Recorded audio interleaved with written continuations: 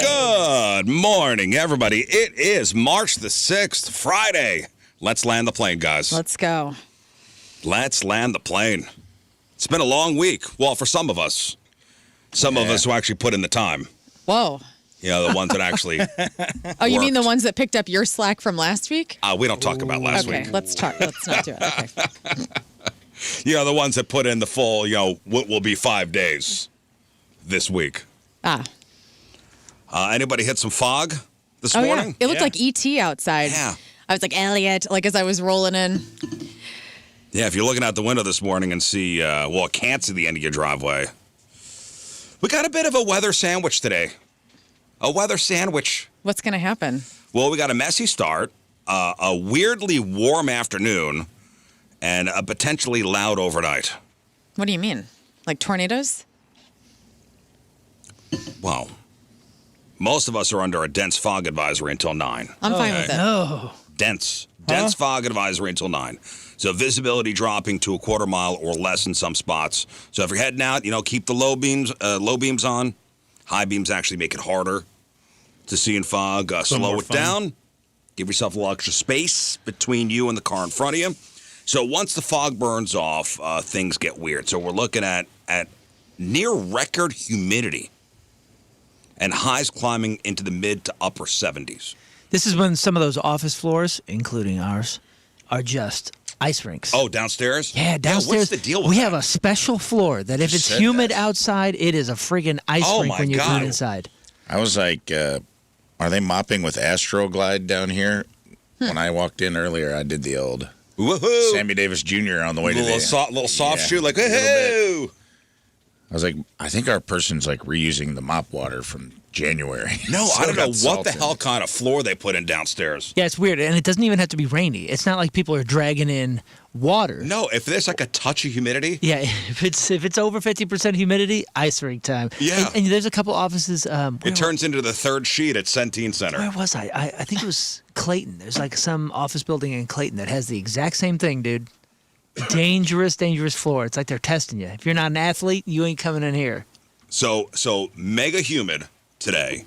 Highs in the mid to upper 70s. It's also going to be a bit of a hairspray ruiner. Winds gusting up to 30 miles an hour. So between midnight tonight and 8 a.m. tomorrow, severe storms, possibly. 8 a.m. tomorrow. Yeah, between midnight tonight and 8 a.m. tomorrow, severe storms. So yeah, so we got a bit of a weather sandwich today. Yeah. Well, you know what? It's been so nice that this is fine. This is fine. It's been such a nice week of weather. And I they're saying- swear everybody's attitude is different. Oh, dude, I'm telling you, everybody's been in a foul mood people at this the week. grocery store are, commenting negatively on our Facebook page. Everybody's especially douchey. Now, once the rain clears out in the morning tomorrow, it's going to be breezy, pleasant in the 60s. Should be dry just in time for the City SC match against the Sounders. Oh, the Sounders are in town. Ah, yes. The Sounders are in town. The San Francisco Sounders. No, you're Seattle close, though. Sounders. Whoops. At least you're in the right direction. Thank you. And then they say the winner of the week is Sunday. Lots of sun, low humidity, temperatures back in the upper 60s. Nice, right? Get outside. Don't tell me what to do. Hey, plant your bulbs this week. Get outside. Don't tell me to get outside. That way we can grow more light bulb? Yes. Yeah, okay.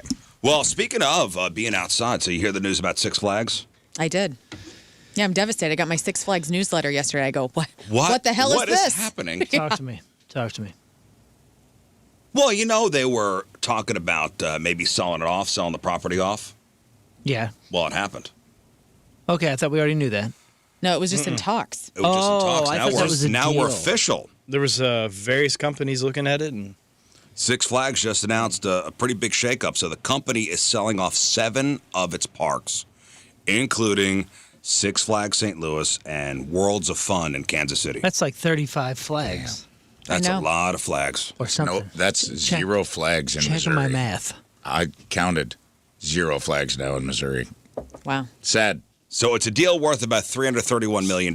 But before you panic about your season pass, it actually might be a good thing for our local Six Flags St. Louis. So here's a breakdown of what's happening and why the big corporate breakup could be a win for Eureka. So the parks are being sold to a company called EPR Properties. It's a real estate firm based in Kansas City. So if that name sounds familiar, it's because they already have a big footprint here in St. Louis. They own the building that houses the City Museum. And they do a great job with that. Now, while EPR will own the land, the day-to-day operations will be handled by a group called Enchanted Parks. So, why would Six Flags sell? Basically, they want to focus their money on their massive flagship parks in places like California and Texas. So local experts and the mayor of Eureka actually seem pretty optimistic about this. And a giant corporation, a park like Six Flags St. Louis, can sometimes get ignored. Because, again, they're concentrating on California. Yeah. They're concentrating on the big park in Texas. Yep. So Eureka's like a tiny one. Everything's always on the back burner here. Under new owners, it becomes a much bigger priority. So we could see fresh money for new rides and infrastructure. We could see management that's focused on the regional experience rather than a one-size-fits-all corporate strategy. And current employees are expected to transition over to the new operator. So the park's not closing. It's going to be open for the season, April 25th. All 2026 passes will be fully honored. Okay. All the licenses are the same? No. This is what I want to talk about. It stays Six Flags through the end of the year. After that, it's TBD. Well, No, I'm talking about the licenses with Looney DC and no. and That's all what of I it. want to talk about. We got to rename. They're going to have to rename all these coasters. They lose the IP. Batman's got to change. Mr. Freeze, Supergirl, Skyflyer, Justice League, Battle for Metropolis, gone. I don't All care that about DC that. stuff. Yeah, see all that. Well, I mean, We get to Screaming rename the Eagle- coasters. The Screaming Eagle needs to stay, and that's all I really care about. It's a perfect name for a stupid wooden roller coaster that I love dearly. You want to change that name? No, I want it to stay. That's the only one I care about. Well, Screaming Eagle, is that a trademarked? no, I No, mean that's Six I don't Flags think thing. A Boss is theirs, but the Ninja. But it's the DC stuff. Yeah, all of the that's, DCI, the DCIP and the Tony Hawk stuff has to change. Well, Tony Hawk's already changed. Okay, well, and that's gone. But we got to rename the Batman and the Mr. Freeze. Ooh. Sounds like fun. Sounds like a job for the Rizz show. Sounds like they should put it up for a vote. Oh, Yeah. yes. Yeah. Let St. Louis name a coaster. Let St. Louis name the coasters. That would actually be awesome. That would be awesome. Toasty Great McCoast marketing space. campaign. Follow us for more tips. What would you rename the Batman ride? Well, okay, so Cave Dweller the Rizz guys. Loop-de-Loop. you can't just think of the ride. You have to think. Remember, because when they set it up, they had the OG Batmobile out front. They have, through the lines, they try to make it immersive. It's no, Oh, yes. it's no Disney. It's no Disney. But there's like it's like a broken down It's Gotham City. Oh. You got the sewer lids. You got It's- the hallway and the stairwell. It's a decent- Perfect for you it's because a you come from decent- New York. It's a decent try. I think they make it a St. Louis ride. They put a 2012 Nissan Altima where the Batmobile used to be. They could make it like an old New York because it does look like 80s New York. So you can make it like the Rat Run or the. Oh, no, They should could also make do it like- movie props. They should make it like downtown Imperial. We could, after we buy the Rhino from Ace Ventura, we could like lend that to them. Lease you know what it. I mean? We could lease it to them. And Well, we have- haven't bought that yet. No, and I'm not. We've hit a road bump. What? What We've happened? hit a speed bump. Well, so a little behind the scenes here. So yesterday we talked about there's some pretty big movie props being auctioned off, including the Ace Ventura 2 Rhino. You know, the one that he gives. It's the butt birth Rhino, where he's naked inside and he comes out of the ass of it. Well, Yeah. that is up for auction, and last price that we saw was $5,500. 6,000. Oh, it's up to $6,000. Yeah. While I was talking to Tommy the Boss, it got a 15th bid up to 6,000. And it's big. I mean, it's 10 feet long. It fits Jim Carrey. It fits a Canadian. And there's a seat inside. It is the one they used. It's foam and fiberglass. Mm-hmm. So, and I said, man, it's $6,000. Yesterday it was $5,000, $5,500. I'm like, damn, that's for a piece of movie history. But not only a piece of movie history, a prop with which we could use. Like we could use it. We could do things with it. We could create content. We can take it to events. It's fun to it's fun to pitch the boss. Well, what are we on gonna that. do? Put Carl the mannequin on it and just leave it here in the studio? No. And you know, the big boss was in town yesterday. We had a meeting. We pitched the idea, and the one boss actually left the room. Yeah. Yeah. All That we're was saying hilarious. is we didn't get a no. That's true. And that's an optimistic way It was to look real. at it. It One was boss- real. We did walk the audience, which is not good. But it One was in person play. left during the pitch. Well, that's because he had something else to do, I think. I don't think we need to take that personal. I think he was just like, you know what, this is a good time. It No, was no. a good, No, It's time after for me to go to my next meeting. after the meeting, I fully believed. I was under the impression that this is in play. This is it's possible. And Tommy the boss said, "Send me the link. Send me the website." Which is great. So Well, I said they're going to get you on the shipping.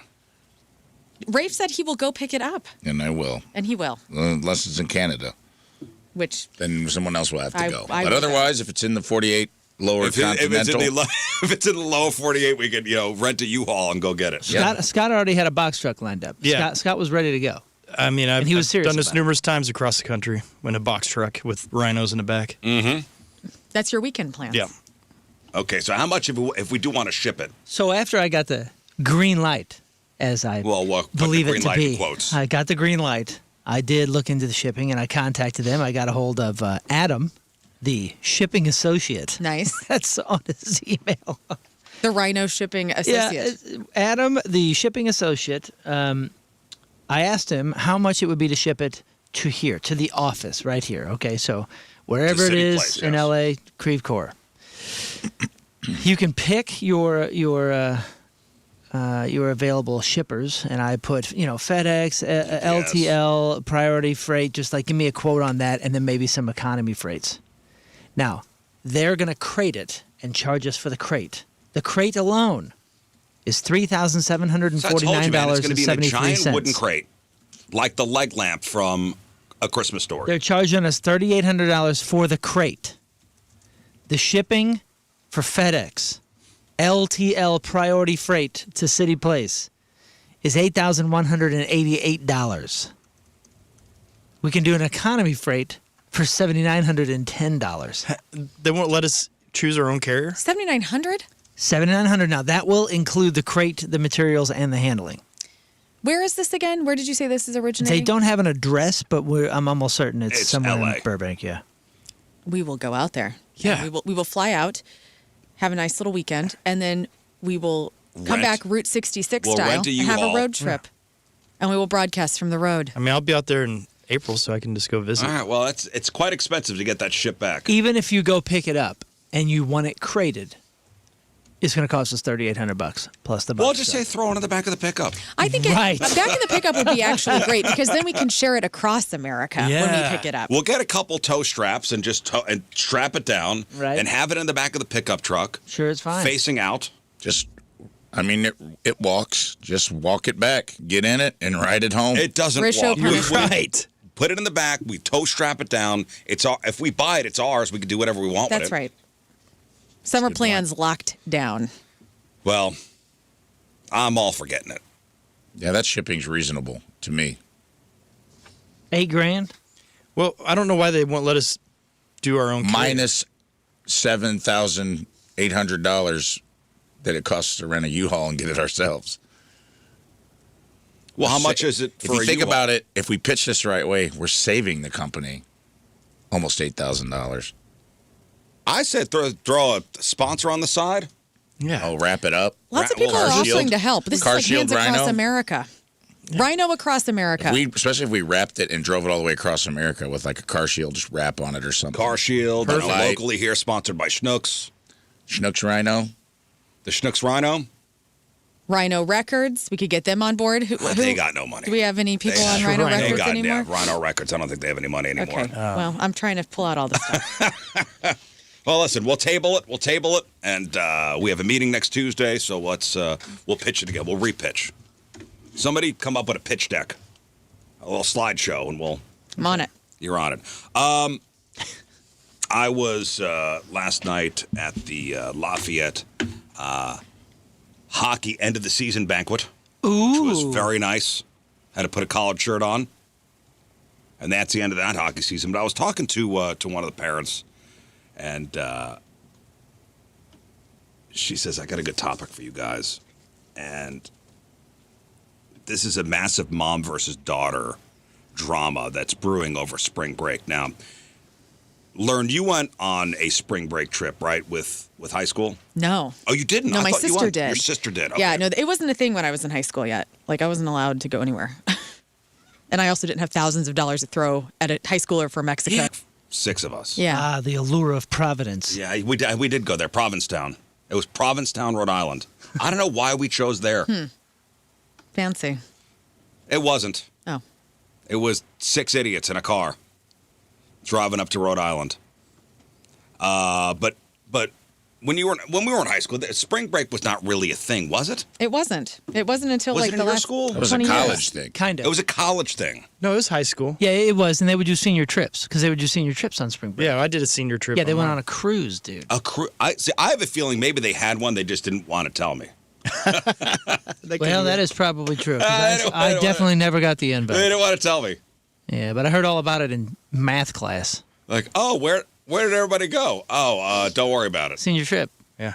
Did, What do you mean? did Well, it you wasn't know even that, in Rizz? the realm of possibility in Dowell, Illinois. No? I can tell you that. Well, when There were Shelbina no spring break plans being kicked around. and Shelbina was really, really big. We had a big senior spring break, so we came to St. Louis and we went to the Was zoo. was that Yeah. a spring break Seriously, trip? we did. We stayed for the weekend, and that was our spring You break. go to the big How city. lame is that? Yeah. Well, it was exciting. Big city. Well, now you talk to these parents. It's trips down to Mexico. Yeah. Well, it used to be, what was it, Florida? It was Daytona or Panama or... Right. Gulf Shores. Yeah. Florida, Mexico. Well, So this is this. Where was the MTV one? That was always like Panama City. Panama City, right? In Miami. And also, Because they were, Galveston, or- yeah, because MTV was still doing it because we used to play them. We used to do the MTVU spring break that was on some beach. What else did we do? Yeah, but that was like early 2000s. Yeah, early 2000s. Early 2000s. Did they do it in the In the 90s? 90s? Brother, that is what broke Limp Bizkit. Cindy Crawford. Limp that's No, Bizkit when I was in fashion. high school. Yeah, Limp Bizkit broke in 97 or 98 when they played the... I was out of high school. They played the MTV Spring Break. It was called... it was a fashion... It was a fashion thing. I do remember that. Do you remember I that? remember the fashion thing. Yeah, dude. No, it was I mean, fashion. It was the Style House or something like in Right, style. House of Style. House Yeah, of Style. it was like, turn on MTV, there's chicks in bikinis and Limp Bizkit playing. Yeah, it was weird. On the beach. spring Interesting juxtaposition. break. I mean, I loved it. it's kind of everything that I Yeah, wanted no, to it was great. watch. Daisy was great. Fuentes. Yeah, Oh, no, it was Cindy Crawford. Was that Well, Cindy it was Crawford? Cindy Crawford in the 90s, like early 90s. that was Okay, nothing so- but net for me, man. So I'm talking to this mom, and this mom here is a class of 03. my class, yeah. She's you're class 03 too? So she says, back in her day, high schoolers, and new grads didn't just fly off to Florida or Mexico for spring break unsupervised, but her 18-year-old is insisting that everyone's doing it. And the trip's going to be well over $1,000. The daughter works at Jersey Mike's and has exactly $200 in the bank. 1,000 miles away from home, unsupervised, doing whatever 18-year-olds, whatever 18-year-olds do in Mexico. The mom is a hard no. The dad is like, let her go. So she's going. Well, Mom thinks it's dangerous, it's expensive, and unnecessary. So, as a mom or a parent, did your kids ever What? go to spring break? No, not that I knew of. We all know what's happening on these trips. yeah, they're underage drinking They're underage drinking. That's why they go to Mexico. because they can, because it's actually legal there. Yeah, no, my girls weren't like that. I can see one of them getting there in the next year or two. But you know what? She's good, and But if you don't let her go, she'll never forgive you. And then, can you imagine the FOMO? She'll have sitting at home while her entire friend group I know. is posting on social media from the beach. Having Listen, a great time. listen, the one that I would think would do something like this, it's like got the adventure in her. Her best friend lives in Florida now, so she'll just go down and party with her friend, and I'm totally fine with that. She ain't a partier. She's one that leaves all these parties early. I trust her as much as I should and can. Oh, she playing you. Well, maybe. But she's playing me right. She's playing you. She's playing me right. I don't mind the fun and the going down to a new place and getting wild. It's the money for me. I mean, But let's be honest what it is. Why you're going to Mexico? Yeah, you're it's to having get a hammered. good time. Oh, Absolutely. yes, get hammered because you can drink at that age. At 18. Yeah. Yeah, no, It's this one I'm not worried about. pictures. It's selfies. It's we're hot. We're drinking. We're having a mic No, tag. it's been a whole thing between the mom and the dad and the daughter. Of course. I'm surprised the dad is on board. The dad's Yeah, on you would board. think I feel it'd be like that- reversed. yeah, I It's always You the know what mom it is? trying to be and cool. guess what it is? What is It's it? a divorced couple. Of course it is. Dad is looking for anything right now. Right? That's Yep. exactly Yeah, what I you got to said. get your points where you can. Dad is, Dad is looking that for is points. exactly Now you see why your mom and I aren't together anymore. She She's wasn't a fun. real raging bitch. Raging What? bitch. No. Called her the fun killer. So are we divorced? That's what I call my wife. The fun killer. No. It's terrible. You do not. I do. She is so fun. You talk to the fun killer? Mom? Yeah. We have a lot of good time in my house, huh? I bet you do. Yeah, it's good. It's a good time. It's a good energy. It's a Rizz house. So and the mom is, and she's upset. Dad's not there, by the way. Dad was not. Is Dad fully funding this thing? If he's Captain Fun and he's all I'm about assuming, his daughter 'cause going. She's got $200 in the bank. Yeah, that's she right. went. That's She went nuts. What a great. I mean, Dad's playing his chess, right? I mean, this is divorced parenting 101 because this is how my dad was. He didn't pay child support the entire time, never. But he would buy me puppies, cars, and give me cash to go to the mall. And honestly, What's that more was cool as supportive than hell. that? I know. He didn't do it through the courts. He did it through He his did it, daughter. yeah. You know, It's little things. my mom wanted to kill him. Yeah, it was great. I don't need no judge telling me how to support my kid. But Dad turned the daughter. She's pissed. Yeah. Mom's now worried. I go, why didn't you just say no? It's been a whole thing because spring break is next week. I don't understand. 2 weeks. I wonder how that is, though, because now you're separated, you're divorced, you got two entirely different ideas. You are playing for points, whether you want to admit it or not. And, I mean, is this bad co-parenting? Yes. You have to get on the same. You have to continue to co-parent even though you are divorced. Yeah. You can't be pitted against, making the kid choose who's the best parent. It's a freaking nightmare. She'll be in therapy in no time. Prepare for that. That's going to be even more money coming out of your pocket when she's 22. This is the daughter saying, Dad, take me to 7 Brew. And I'm like, oh, my God, you're paying attention to me? Okay. Get in the car. Whatever you want. Get in the car. Don't talk to me. Get in the car, but don't talk to me. Okay. Don't turn around. I'm riding in the back like an Uber. Still counts. 618 on the Schreier text line. You can't say no when she's already 18. Yeah, you can. She still lives under your roof, and she's got no money. She's a dependent still. Absolutely. She got no money. I don't think Jersey Mike's, the $200 you got from there is going to get you far. Wouldn't you just go with her though, as a dad? Yeah, right.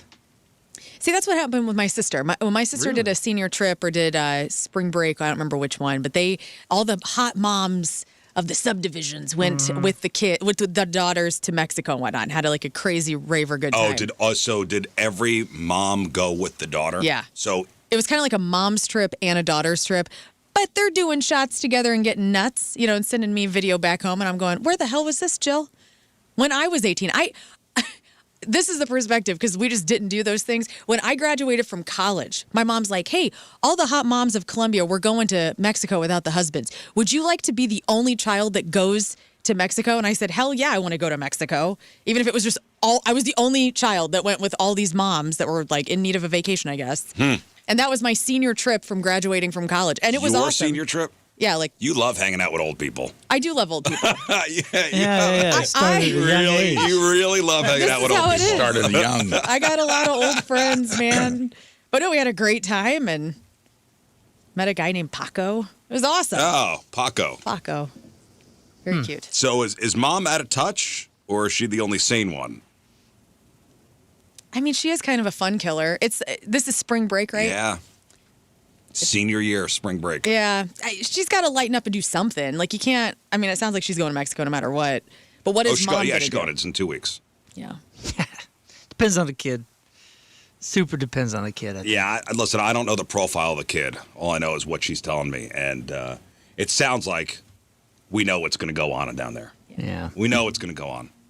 And they'll be, God, You ever go to Mexico when you're young and you are not ready for it? And like the first time I went it was a family trip. My best friend Abby, we took Abby with my family down to Playa del Carmen. And it was New Year's. We were leaving on January 1. Oh, wow. And Abby and I think I was 17, she was 16. My mom, we got a villa, and it wasn't like a resort. We were like in the town. And so we went to the town and had like this amazing good time where we are getting hammered drunk as teenagers. Almost like to the fact where this was before cell phones, and my mom didn't know where we were. And like, we are wild. And I got so hammered that night, we had to be up at like 3 a.m. to go to the airport to get there by 6 or whatever. I'm in the back of the Mexican cab yelling alto because that's what I saw on all the stop signs, and I'm not bilingual. That is not how you yell stop the car, but that's what they have on their stop signs. And I'm yelling alto for this guy to pull over. I'm vomiting on the back end of the outside of the freaking cab with this very kind Mexican man who was like holding my hair back. Thank God you weren't trafficked. Oh my gosh. I know. This is insanity. And then we get to the airport and I am laid out on the ice cold airport floor, like, hey, all the parents out there, this is what's going to happen in 2 weeks. 1,000%. I'm saying this out loud so you know what's coming. Oh, the dad just emailed us in. He's changed his mind. Good. There we go. This is your kid.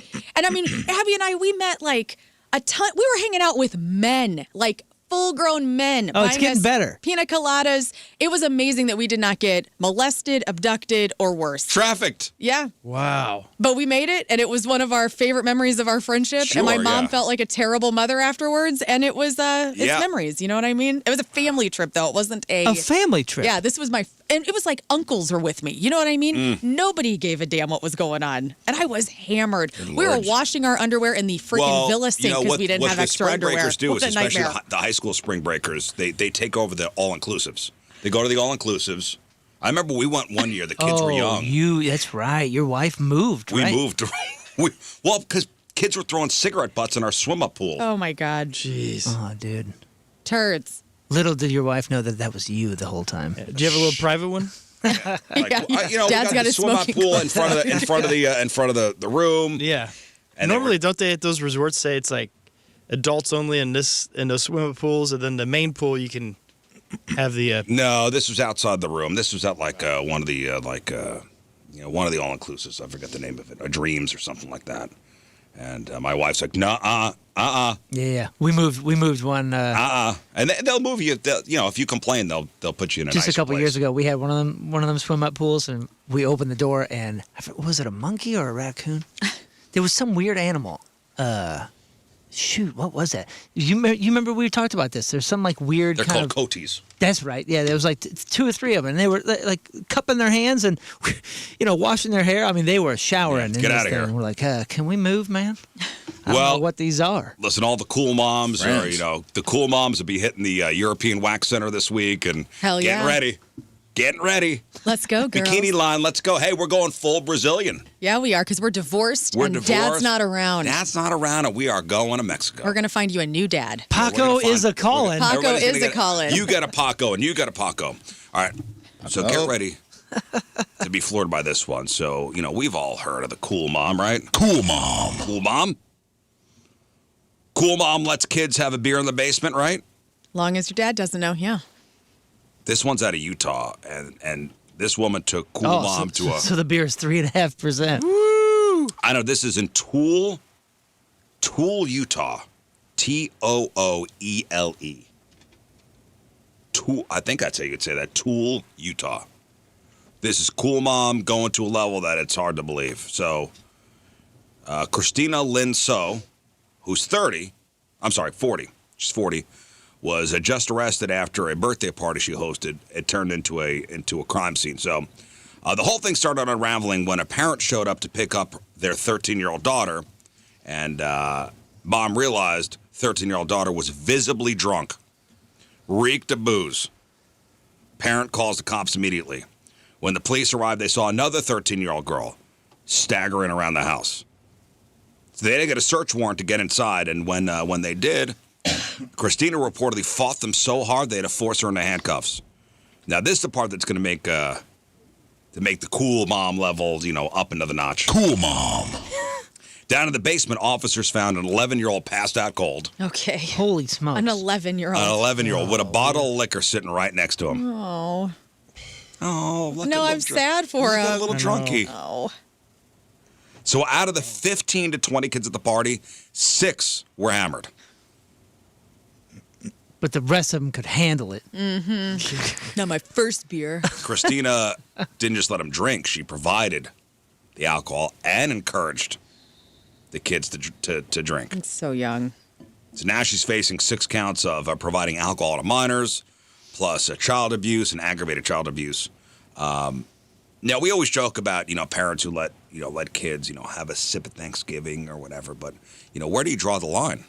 Providing liquor, obviously, to an 11-year-old until they pass out, that is a firm line there. That is, all know that's wrong. But, Rafe, when did your parents let you get a little sip of something?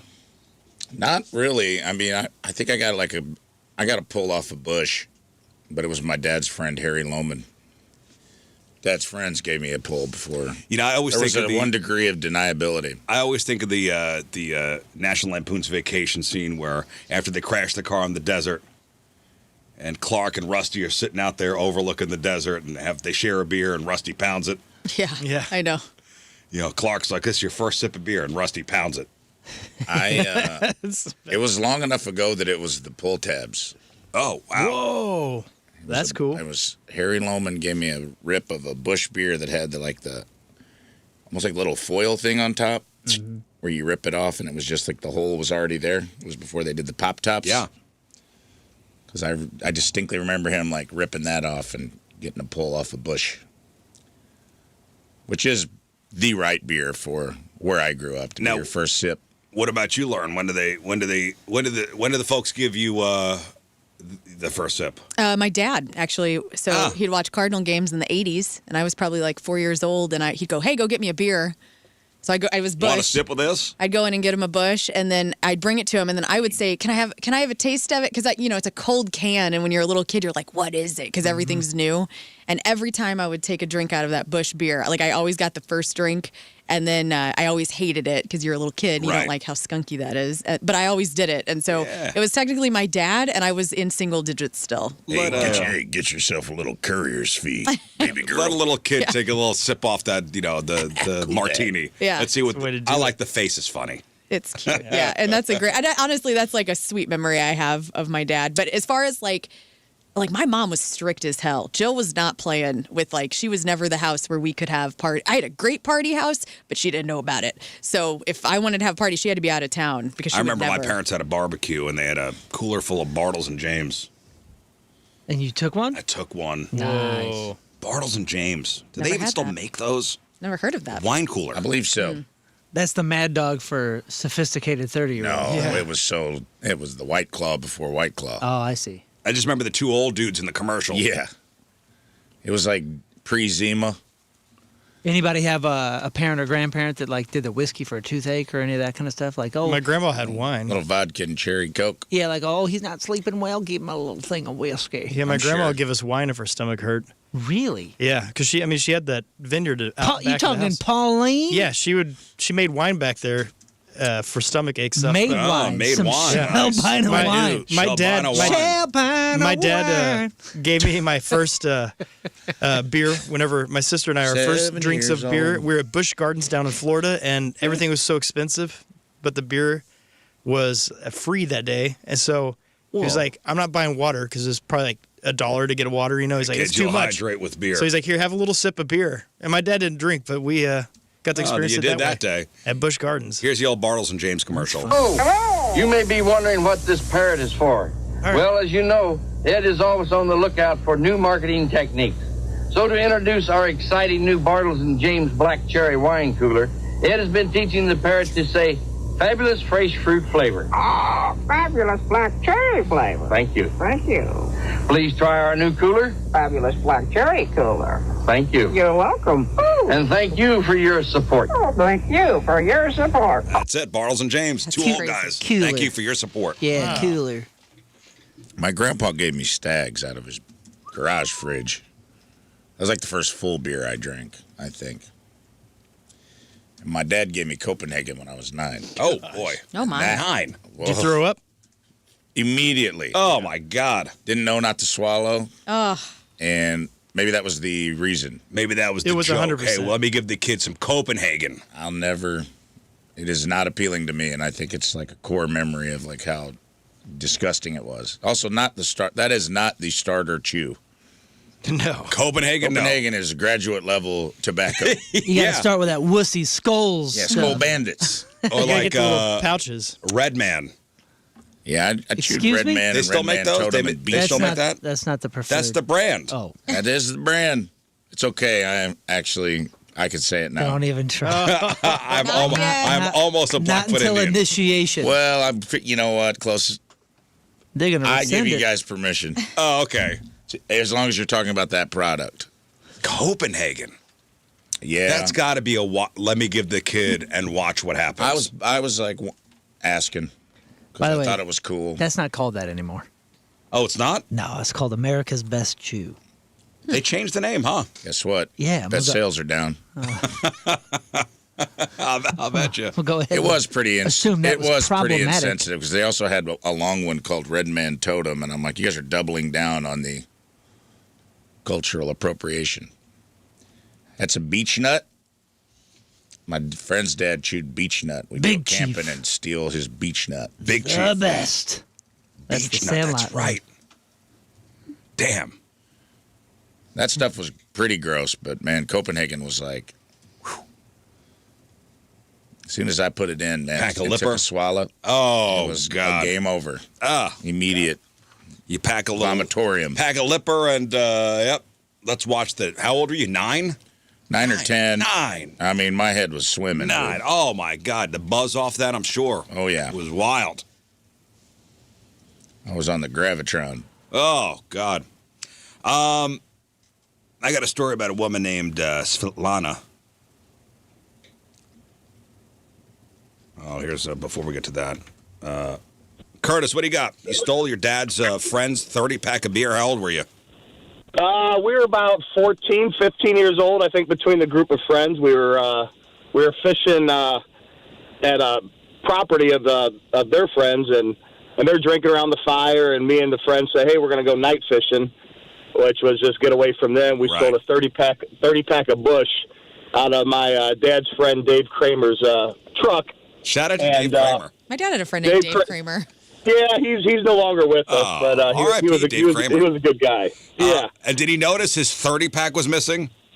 Well, no, we went night fishing. We all drank the beer, took the 30-pack, put them back in there, and they had a pile of beer cans around the fire. We just kind of secretly put them all there. Right. We wake up the next morning, we're fishing, and we yell, "Where's my 30-pack?" We act like nothing happened. So fast forward to when I graduate high school. So we were a little drunk, and so fast forward to when I graduate high school.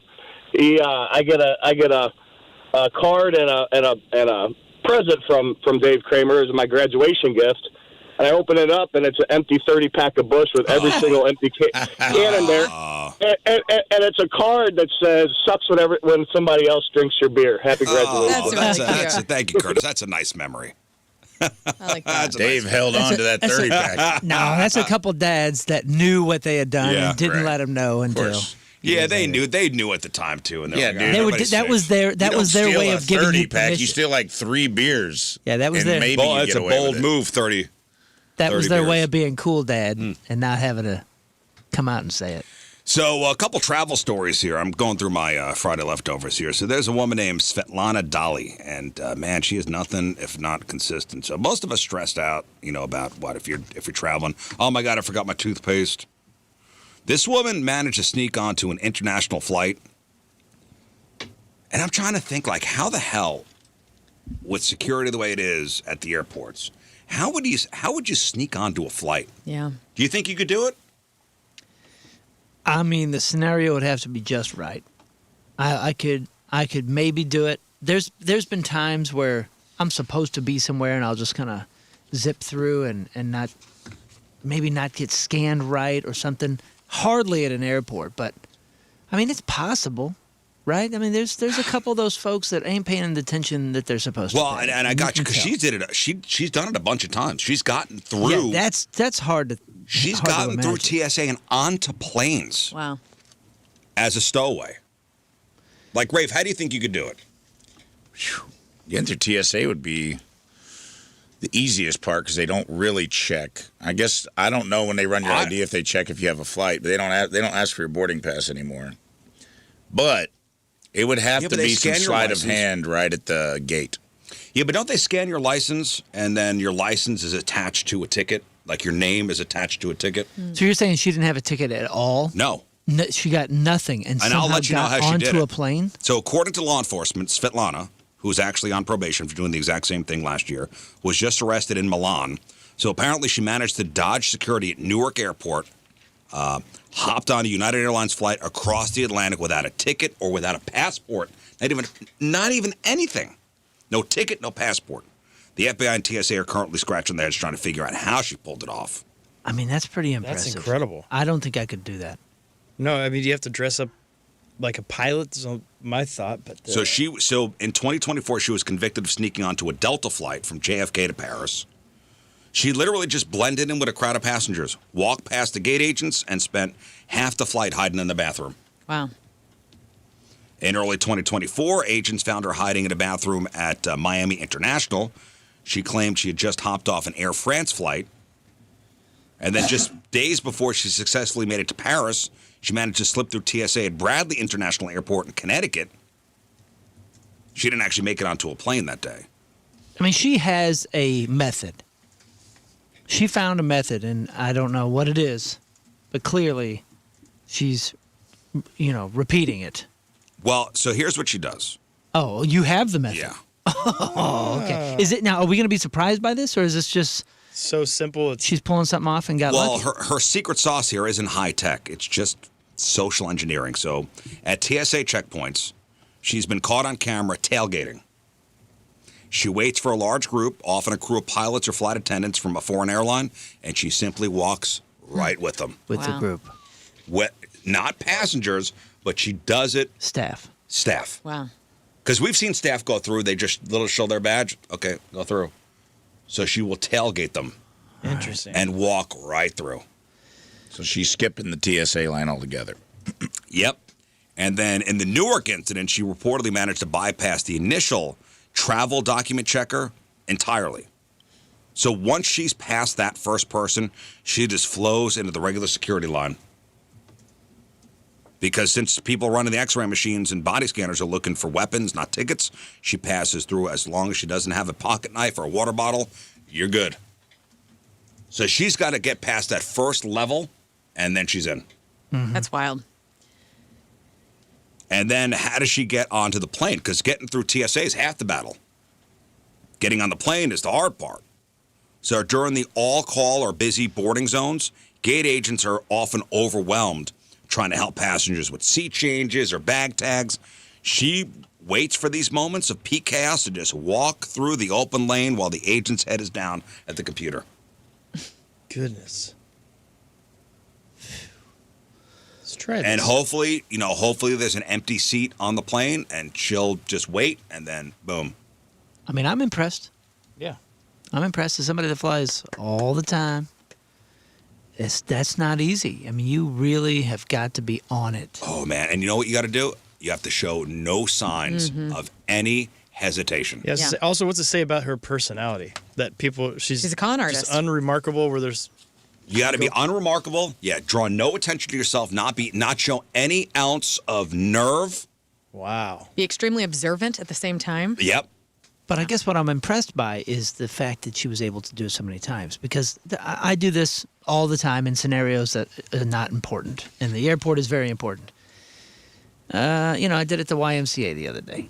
You just kind of, I don't want to deal with this, and you just kind of blend in and you do whatever. I am son of Mama Moon, and Mama Moon is the queen of just going wherever she wants. She'll figure it out. She's got this excuse or that excuse, or I'm old, and I'm old. she You can't stop she me. just plays dumb or plays old, and she goes wherever she wants. And I love it. I live by that. It is mortifying to my wife, but it's fine. You just go. You look like you belong. You look confident, and rarely are you called back. But if you're called back at a gate, what then? Yeah. What do you do? Do you? Oh, I'm going to go to the bathroom. Like, I mean, how do you get out of that once somebody sees you and goes, "Oh, ma'am, come on back. I didn't scan you." Is that when you start having like a fit and you have a? I don't know. That's why I'm curious as to see, as to hear what she did, or if she just never got called on it for the 15 flights that she made. Huh. Especially for international flights, man. That's a big deal, and those gate agents aren't slouches. Well, I would always think, okay, you made it to where you're going. They're going to check your papers there. That's exactly what I mean. Like, you got customs and all sorts of stuff where people on the ain't other slouching. side. All right, you made it through the U.S. part of it. Now you're on the Italy side of it.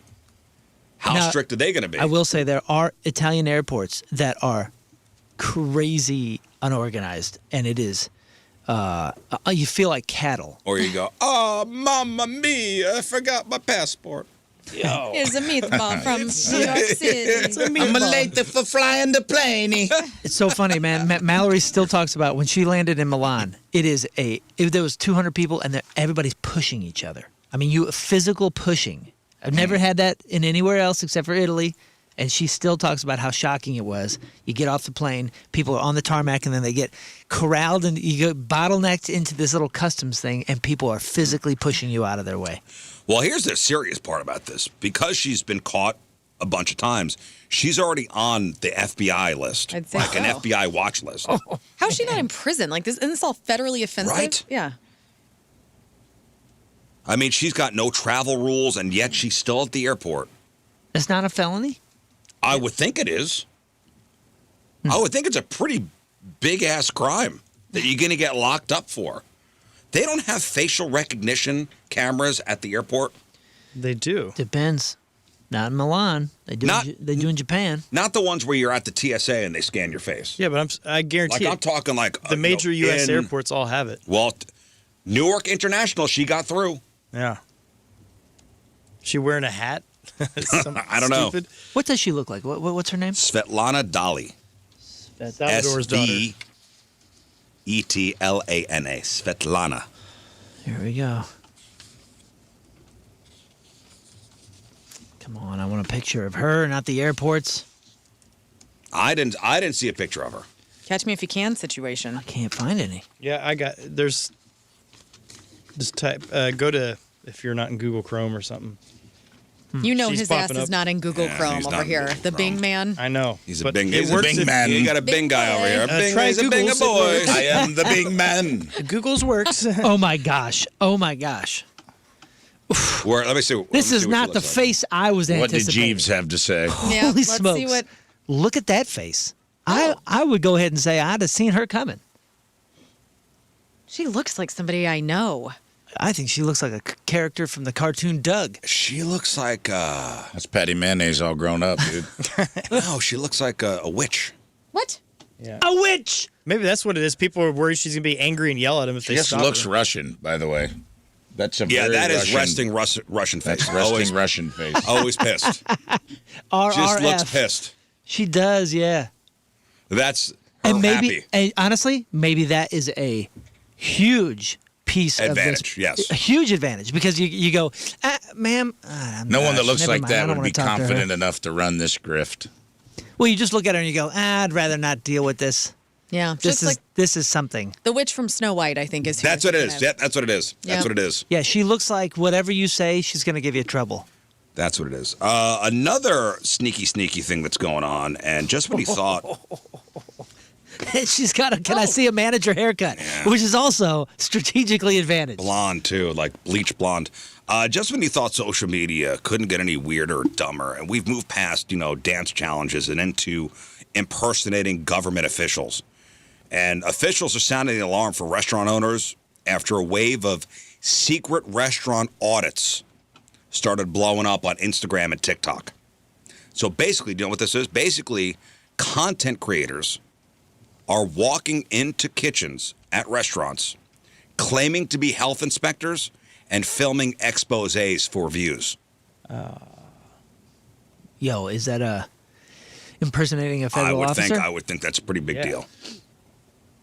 So one account doing this is already over 400,000 followers. So here's the deal. These quote-unquote auditors point out sanitation issues to stir up drama and make it look like they're doing a public service. In reality, they're just trespassing and stressing out staff who are trying to be polite to somebody they think is a real health inspector. Right to jail. Yeah. Right to jail. You know what they should start doing for this? 5 to 10 years minimum. Yeah. That'll stop this garbage. Let's just say 5 years. 5 years. That's fine. 5 years automatically. Fine. You get caught doing this, 5 years. That's what I worry about. Tim and I were talking about a new documentary that's out. I think it's called like Poisoned, where it's talking about the food industry and how like E. coli and salmonella cases and all these different things with like food that we buy everywhere. And I have does anybody else worry about this as like food terrorism? Where Somebody messing with food? Yeah, somebody messing with the food. With the food supply? We talk about it with like the water supply in the United States. I believe 60 Minutes had a thing about it a couple months ago. But then I was thinking about like our fields, and we already have plenty of farms that, kind of butt up against wastewater from, cows and whatnot. And that's where some of these E. coli cases come from. But then I was thinking like bioterrorism with like having a plane, you fly it across crops, you put whatever bioterrorism type of powder. So you got to wash your lettuce. I know. Wash Make your sure lettuce. you're washing It's funny you everything say that. and I saw a caring video about it. last night from a chef that said 90% of people getting sick at restaurants all had the salad. And the guy goes, my suggestion is don't get the salad. He goes, I've worked in every single restaurant, and maybe 15% of employees I've ever seen know how to even properly wash salad or lettuce. And he goes, most places. He goes, look at all the food poisoning, E. coli lawsuits out there. He goes, they're all lettuce, and it's because nobody knows how to wash lettuce. Interesting. It is. Well, I mean, in this case, we do have federal inspectors who are paid experts to do this. Yeah. This is just John Q, whoever off the street who's trying to get some Instagram likes, Right. or views. But people can get very sick. Like, and that's why I think you're 5 years. I think you up it. I think it's like life. I'm taking 5. Life no. in prison. They're not tampering with food. They're not. But I'm sorry. They're going into and telling people. No. Anything? What they're doing Okay. is they're pretending to be inspectors. Right. And But just online. No, they're going into restaurants. Yeah, this is a lifetime sentence for me. Yeah. Oh my god! They're going into restaurants, pretending to be inspectors, and going around the kitchen pointing out like, "Ooh, this is wrong. This is wrong. This is wrong." Yeah, but what I'm saying is like if these restaurants don't have the actual inspection where the health codes and different things are needed, I mean, people can get sick. Like, Well, they will. The other inspectors will show up and be like, what are you talking about? Yeah, we were never here. The health department's I hope going to so. The come. health department has to come. Yeah, they come That's every a law. so often. That's the law. They have to have that little sticker out front that says A, Right. or God forbid C. What? So if somebody walks into your kitchen with a camera rolling, red flags should be flying. Yeah. Real health inspectors aren't exactly content gold. They follow specific protocols. A real inspector, would immediately ask for the person in charge. A social media person starts filming immediately when they sneak in. A real health inspector has a certified state-issued photo ID badge. A social media a-hole may have a fake clipboard or just main character energy. You know what I'm saying? A real health inspector may take specific photos of violations. They never film continuous video. And they never start their video with, "Hey guys, what's up? Welcome back to the channel." Yeah, they're not going to say smash that like button for more content Yeah. like this. What? If they start anything with "Hey guys," Yeah. Hey, government fellow employees, I'm here inspecting health stuff. No, so why is this? It's me, Hector, the health inspector. And I'm here. And I'm here at this Quiznos. So this is not just annoying, it's a security risk. The South Carolina Department of Agriculture, where apparently this trend is peaking, points out that restaurant staff often let these people in because they don't want to impede an investigation. They think they're real. So by the time the owner realizes the person is not official, the video's already been posted online, it's taken out of context, and can tank a business's reputation overnight. That's why. 5 years. Automatically. The golden rule here is if you're in doubt, ask for a badge. A real inspector will never be offended by you verifying their identity. You know, if they refuse or keep filming, it's time to call the actual police, and they'll verify who they are. But, you know, listen, anything for the gram, right? Yeah. Heard Anything that. for the likes. For the YouTube, bro. Ram it up. man. I do think about that food terrorism thing sometimes. You're talking about, though. Because didn't we do a story about, I think Russia took control of like a small town's water treatment plant, like the automated, and that's like the waste treatment. And I'm always thinking about that. And I'm like, man, when's somebody gonna hack these water treatment plants and we're all drinking sewage water out of the tap? Well, I mean, Not even cyanide, just like not cleaning the water to where we don't have clean water. That would cause that's basically. I have no reason at this point to not trust the infrastructure. Yeah. Although You need to be watching 60 Minutes. now thank you, it's in the back of my head. No, I mean, it should be. I mean, there was an expose about like an American town where people are going to like a literal spring that is running off the side of a bluff to get water because their little town does not have clean water. It's already Because happening. of what? Because of the infrastructure. It is not being federally regulated for these small communities. I mean, and remember Flint. Flint, Michigan, and things. I like when I could light my water on fire. Right. That's That's scary, you know, because that's always fun. food is one thing, but I mean, we can't survive Water, without man. clean water for very Listen, long. as long as Poland Spring is okay, the Poland Spring, that one particular spring in Poland, as long as we can keep that hidden. You know where Poland Spring is? No. It's in Hidden Valley. Like the ski resort Where they in Eureka? where they harvest the ranch dressing. No way. We got to protect Fiji I at all love that costs. place, dude. It is the elite ranch. That's where they harvest all the ranch dressing, the Hidden Valley. Ah, yes. And finally, before we hit the break, all right, let's play a little game. We just got the results of a massive new study called the America 250 survey. Okay, so they polled almost 15,000 people to figure out which company is the most quintessentially American company out there. Oh. Quintessentially American, the brand we as we head towards America's 250th birthday. Now, before I give you the answer, I want to see if you could guess the top four. Think about the giants, the companies that practically have the stars and stripes baked into their logos. And I will tell you, the company that came out number one, the most American company out there, it didn't matter if you were in a blue state or a red state. Both Democrats, Republicans, conservatives, liberals, everybody said this one company was the quintessential American company. Should we all do our number one guess in 3 seconds? No. We'll go around. Well, what do you think? What do you think number one is? The first one I think of is Coca-Cola. Coca-Cola. Okay. So Moon's down for Coca-Cola. Learn. Levi's. Levi's. Good. That's Levi's didn't make the So they top named 20. after Well, that French is a damn man. It's shame. Levi Strauss. It's a French. Coca-Cola is in the is not the tops, but it is in the top. Is it French? Mm-hmm. Oh, I had no clue. Levi Strauss. So many cowboys wear them. Rafe. Wrangler would be more American. The quintessential American company, I think Wrangler. it's right here in St. Louis, and I believe it is Budweiser. Okay, now Budweiser was a pretty interesting case study because they're not American anymore, right? yeah. weren't they purchased by They Yes. were InBev. purchased by Brazil, but as a brand, I think people still No, it was affiliate. Belgium. It was a Belgian company. Belgium? Yeah, it was both. InBev is a Belgian, Brazilian company. I think it's called. They were not in the AmBev top now. 5 or 4 or 10 or 20. Wow. Dang. Can I have a backup guess then? Yes. Ford. Okay, Ford. Okay. What's It's yours? tough. You're making it tough now. I was going to say all these so far. So I'm going to go, let me try maybe Netflix. No.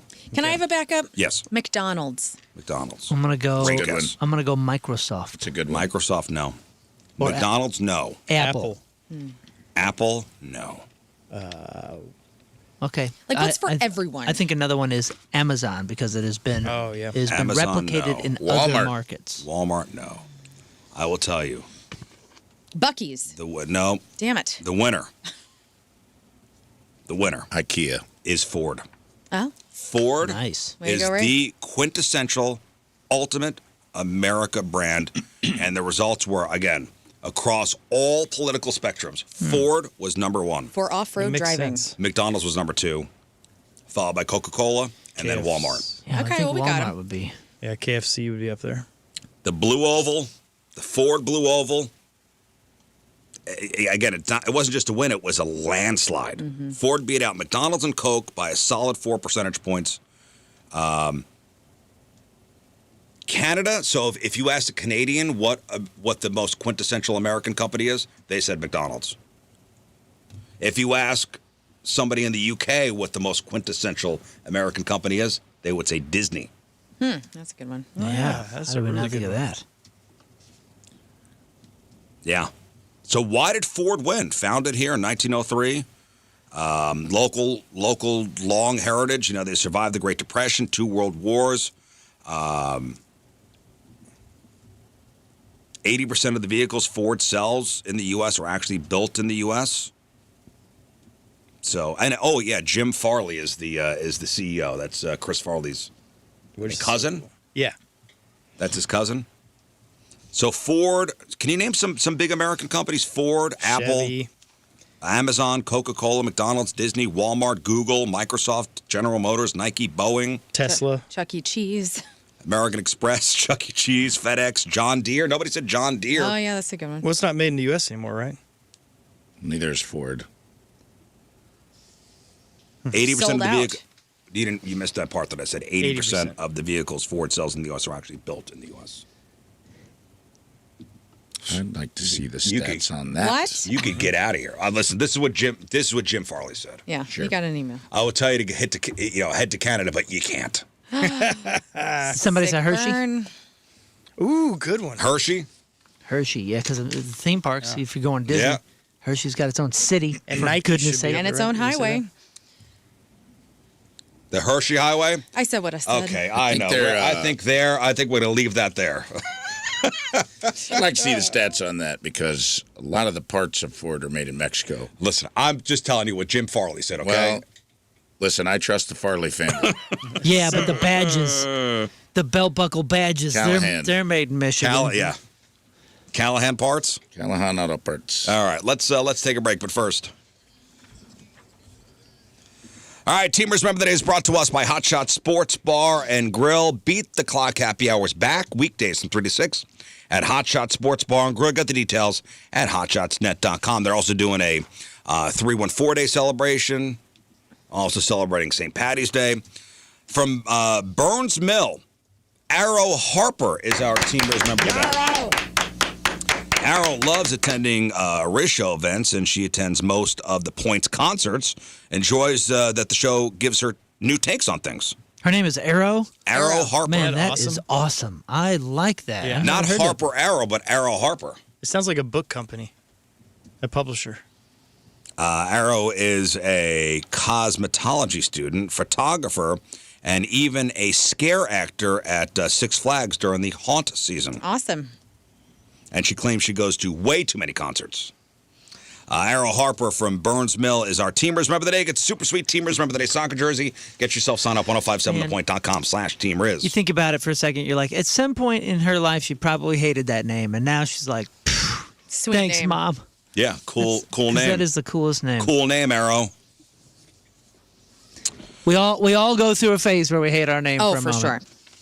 All right, we'll take a break. We'll come back with crap on celeb. All right, learn what you got. It's Britney, bitch, DUI edition. Metallica goes on sale today, and more dates just got announced for The Sphere. In theaters this weekend, and rock albums from the 1970s that we should all own in our vinyl collection. All right, we got that. We got your crappy birthdays. We got the porno birthday. And think about this. You're at a concert. What song gets you so amped up you're ready to run through a brick wall? We'll All chop right. it up next. Stay there. All right, welcome back to the program. Phone number 314-624-3833 or 618-398-3833, the Schreier text line. 314-649-DUMB, the Bud Light Studio Cams, 1057thepoint.com/Rizz, the socials, at RIZZ Show, your emails, RizzShow at 1057thepoint.com. E-memoriam on the way. I know it's a shorter one this week because Rafe was only here a couple days. We got Friday Fail Stories. Maybe we'll give away the rest of our prizes. You know, Filter Finger 11 tickets. Can you feel the Punk Tonight tickets? Point Fest tickets. Who went through the DARE program? Me. Oh, you did? I never got to. Oh, You missed out, man. I know. I feel like I missed out. you did. You had to sign like a promise to yourself that you would not do drugs. That explains a lot. We had a dude with this, he smelled terrible and he had this real scruffy voice, and finally somebody goes, "Well, Officer Brown," or whatever his name was, "do you smoke cigarettes?" "Well, yes, children, I do, but right. you shouldn't." No. But crack is whack. So there's this former cop from Geneva, New York, that's in the Finger Lakes region, upstate, named Michael Tapscott. And a 13-year veteran of the force, Officer Tapscott, was a DARE instructor. The guy literally tasked with teaching kids how to say no to drugs. He was busy saying yes to selling them. That's right. The DARE instructor was selling drugs. The last place they would look, right? The perfect crime. Yesterday, he pleaded guilty to 40 drug-related charges. Yikes. And this wasn't some sophisticated underground operation. According to the investigation, he was busted selling generic Adderall at a used car dealership.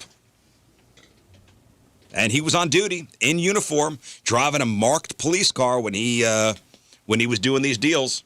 Wow. The balls, huh? What a jerk. And it turns out he wasn't just selling to strangers. He was soliciting members of the public and his own fellow officers to buy and sell drugs. The chutzpah. The balls on this guy. And the whole thing started unraveling in April of 2025 after a tip came in about a uniformed officer dealing out of a patrol car. Officer Tapscott resigned in May, just a day before the first charges hit. So, you got a police officer. He's selling drugs. Mm-hmm. Pleads guilty to 40 drug-related charges. What are we looking at here? I got the sentence. What are we looking at here? We talking decades in jail? Decades in jail? Man, I don't know. I say you put him in a room with all the kids. Yeah. And like this you idea? just let them go to town with some dodgeballs or something, like real big, you know? And then, like, the parents can go in and get them. That's what I would do. And instead of dodgeball, cinder blocks. Fine. In front of the kids, have them try all the drugs all at once. That's right. Yes. I caught you with a pack of cigarettes. You're going to smoke every single Gotta one do of them. that. Fine. You got to take all this Adderall. Oh, my God. Here's some heroin. Let's see what happens. This is what an overdose looks like, children. Yeah. Great. Well, I will tell you how much former Officer Tapscott got for selling drugs in uniform out of his patrol car. Ladies and gentlemen, This is 2 months. he'll be spending We're not going to be happy about this. 16 weekends in jail. Okay. All right. Yeah. Big good for you. time. He's got friends. 16 Was it because it was like off-brand drugs? And they're Yeah, like, because it was generic Adderall. What is that about? They've really ruined his softball league. well, that's true. He's a starting first baseman. Yeah. It's a hell of an arm. Man, that's hilarious. Poor guy. So he probably has to 16 report it. weekends in jail and 5 years probation. He has to report 5 p.m. on Friday and leaves at And leaves on Sunday evening. What? Yeah. That's stupid. What? What? I think he learned his lesson. I would think. Well, he walked away with a plea deal that I'm thinking is a bit light. That's a bit light. The DARE instructor gets caught selling drugs in uniform out of his car. 16 weekends in jail. It's almost like, whoa, adults lie to children? Wow. Well, also, it's a good lesson for kids. It shows you can sell drugs and kind of get a slap on the wrist. No big deal. And since he's a cop, I'm sure he's not in with the general population. Out of the patrol car, man. I'll be honest with you, 16 weekends in jail sounds fine. I think I want to do it. What? I mean, No, this is not a 16 vacation weekends house that you of want. Quiet, There's no deterrent. peace and quiet, just weekends alone. Fine. Well, I had a buddy. You welcome it, huh? My coworker got a DUI when I lived out in California, and out there they don't, everything's a big deal. So he had to either spend an insane amount of money or do I think it was like a month where he had to report every single night to stay, all night at jail. But he'd go to work in a day and all that kind of stuff. So he managed to get the Beverly Hills jail somehow because we worked in that area. And so he'd get in there, and it was just him and the cop. They became buddies. They would like play video games. They'd hang out. He's like, it was Sounds incredible. good. Sounds awesome. Made a new friend. Yeah. He's like, it was So, nice. listen, it's one thing to break the law, but doing it in a marked cruiser while your day job involves teaching kids about the dangers of substance abuse, that's a whole different level of bold. And to get 16 weekends in jail, justice not served. Yeah. It's like the Breakfast Club punishment or something. Yeah. You'd think there'd be some Want sort of standard. another detention? You think there'd be some sort of standard if you do that while in the, in a uniform and in a point of authority? Because like if you have a CDL, when I got my CDL, like the first thing they say is, hey, a speeding ticket is going to cost you 6 times as much as it would have before now. Because fines doubled in school zone. Yeah, because now you are more trained, you have more responsibility, and you are more of a risk because you're driving a bus or a truck. An authority figure, for God's sakes. I don't like it. I don't either. I don't like it. One of my greatest ever concert memories was Korn opening up Woodstock 99. Korn's opening song. And for some reason, Instagram keeps serving me that video. Have you seen it? You ever seen Korn opening their set with Blind? They always would, right? I mean, I'm sure I have. I just don't know if it's from that particular show. Dude, it is. I mean, I'm telling you, you got to watch the video. It is wild. It is Korn, and you know the way Blind builds up, and when he says, "Are you ready?" I mean, you got 250, 300,000 people in unison, waves of people jumping up and down. Yes, waves of readiness. 94 or 99? Yes, 99. Waves of readiness. Korn didn't do 94. Woodstock 99.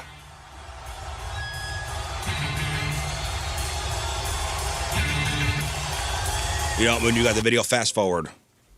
Oh. There we go. Yeah, look at the beach balls. Dude, watch this. I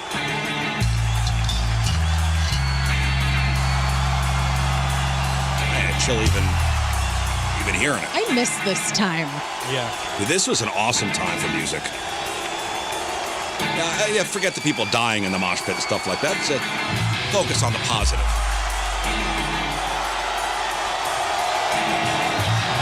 Jonathan Davis looks so cool.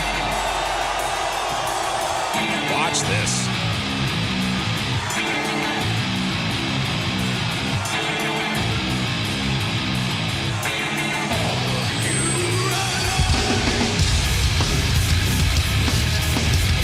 Wild, right?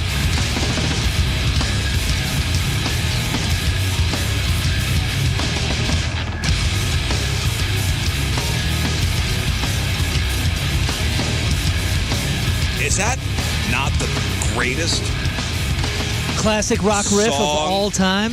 Opener? It's a great riff. Great concert opener. Is that not the best concert opener? And that's Yeah, what they for sure. still do, right? They still play this song. There was a little while they weren't doing it, and people What a were like, what are you mistake. doing? Well, you got to take a break a little bit from that kind of Do stuff. you? But that's the song. Yeah, I get it. But they have a couple, 2, 3 options. And then when that, you got to create different dynamics. It's cool. If I go to a Korn show, I'm expecting to hear that first. I'm expecting him to say, "Are you ready?" Yeah, you're right. I'm ready. Did they ever play Bald Tongue? I mean, they haven't played that probably since 1996. Oh, which is such a bummer because that's the best From the song. first record. That's the best song on that record. So, I mean, that is I am ready to run through a brick wall. Yeah. Like he says, "Are you ready?" And I'm ready. I'm ready for anything. I love there's a beach ball, too. It's like, that's unnecessary right now, okay? We have a kilt on. So what other song would do that? What other song would make you want to, especially the first song in a concert? Mm-hmm. Thunderstruck, AC/DC. Think of modern kind of 90s, 2000 songs. I mean, there's... This one was a good one, too. The Foo Fighters used to open with this. Yeah, all my life. It's always like the slow build up and then the... All my life I've been searching for something. Something never comes, never leads to nothing. Nothing satisfies, but I'm getting closer to the prize at the end of the rope. All night long I dream of the day when it comes around and it's taken away. They would play this behind a curtain. Oh, yeah. And then it would fall. And the curtain would drop. Right here. That's a cool one. I always think that, and we actually, Dirtbags on occasion will open with Foo Fighters' My Hero, just because it starts with just the drums. Right. That, Oh, yeah.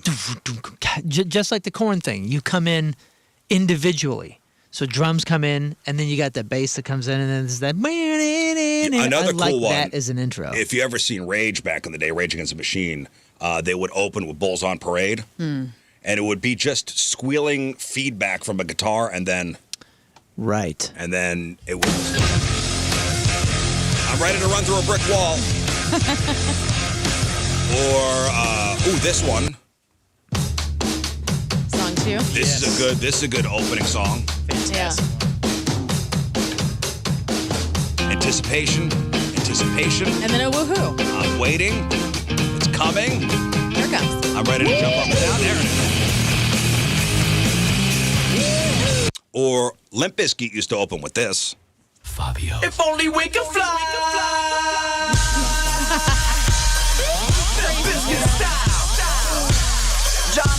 This was a good opener. Oh yeah, especially with the Matthews Bridge. Can you feel it? I can. Yes, I can. Yeah. Generation. Let's go. It's Friday. Nirvana always started off interesting. Like I was just showing this. This is a good build up, and then Bloom is good. I don't think they've ever. I don't think they really started with that much. would it be Breed? So here is I was just showing this to Johnny Venus yesterday. This 1993, I think it was a New Year's thing. And they just come out. He's got the Skystang Mustang, which is my favorite. I'm not even like a giant Cobain guy, but that guitar is so inspiring to me. And they come out making all this racket, and then he just goes right into a song. There's no talking. It's just racket, and then Kurt. Well, territorial Issings, right? That's a great building. Well, that's the spoken word. Come on, people down. Come on, brother. God, I love a good opening concert song. Yeah. Would Bad Habit from Offspring be? That's a great one, too. Even just...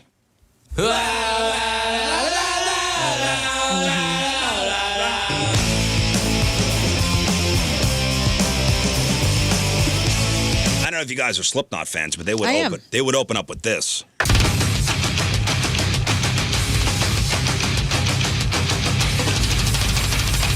Ready? Who's ready? I am. Wait. It's coming. It's coming. This part. And everybody will go nuts. Ready? Here comes the pain. Old Slipknot. Woo. Takes you back. I'm ready to. Let's go. Hey, Who wants to fight? I do. Let's go. I can't fight you guys. You never want to fight me. You want to fight each other. You know, it's like just because I'm a woman. No, I want to like, beat your ass. I want to beat the hell out of all of you. It's right not now. socially acceptable. I mean, Garth Brooks coming out with calling Baton Rouge instant mosh pit. Right? Yeah. Instant pit. I don't know. I can't relate to that one. We don't have a sound clip for What were you that. gonna say, Rafe? I think the moment's passed. What song? I don't remember, man. I love a mountain band. You know what? I don't know if this is the right era, but Are You Sure Hank Done It This Way by Waylon Jennings will make me want to run through a wall and drive to the coast. It is a good song. He introduced. Do you know the song? It has a beat. It's got a little. You should look that up. And get Kiss everybody. would open up with Detroit Rock City. It's a good one. Also, the We Black built Keys this got a couple. city. They got a couple hard riffs like "Lonely Boy" and "Howlin' for You." Like I don't know if that's the right era. It's probably like mid-aughts. But they got a few strong song openings that'll make you want to run through a wall. Was it Asia that was that Final Countdown? Who No, did that's That's Europe. And Europe? also, Sorry, Europe. Asia's heat of the moment. Yeah, right. Europe used to open and close with Final Countdown. Why my heroes? Run I'm into the it. Jules DJ Shadow Nobody Speak will make you want to run through a wall too. I mean, dude, do There's a so run many. through the wall playlist. Should. It's a good gym. Get it going. Skip to Malou. Nope. Let's and Scott ruined it. What? And Scott ruined it. Thank you. Time to find out what's going on in the world of music and entertainment with your crap on celebrities. And we start with this. Britney Spears was arrested late last night What? for a DUI. Yeah. TMZ is reporting that our Queen Britney has been taken into custody by the California Highway Patrol Hey. around 9:30 Yes. Free Britney, huh? What happened? Well, what happened, idiots? Listen, Here we go. She can't get into Canada anymore. The site says that the singer was driving quite erratically, pulled over near her house in the suburb of Thousand Oaks. And then after the arrest, Britney was taken to the hospital where a blood test was done. Police did not release the results, but Britney reportedly said she tested at 0.06, which is just under the legal limit. Her manager, Cade, says this was an unfortunate incident that is completely inexcusable. Britney is going to take the right steps and comply with the law, and hopefully this can be the first step into a long overdue change that needs to occur. So they were talking both alcohol and drugs. Yes, so police seized an unknown substance from her car during her arrest, That could have been anything.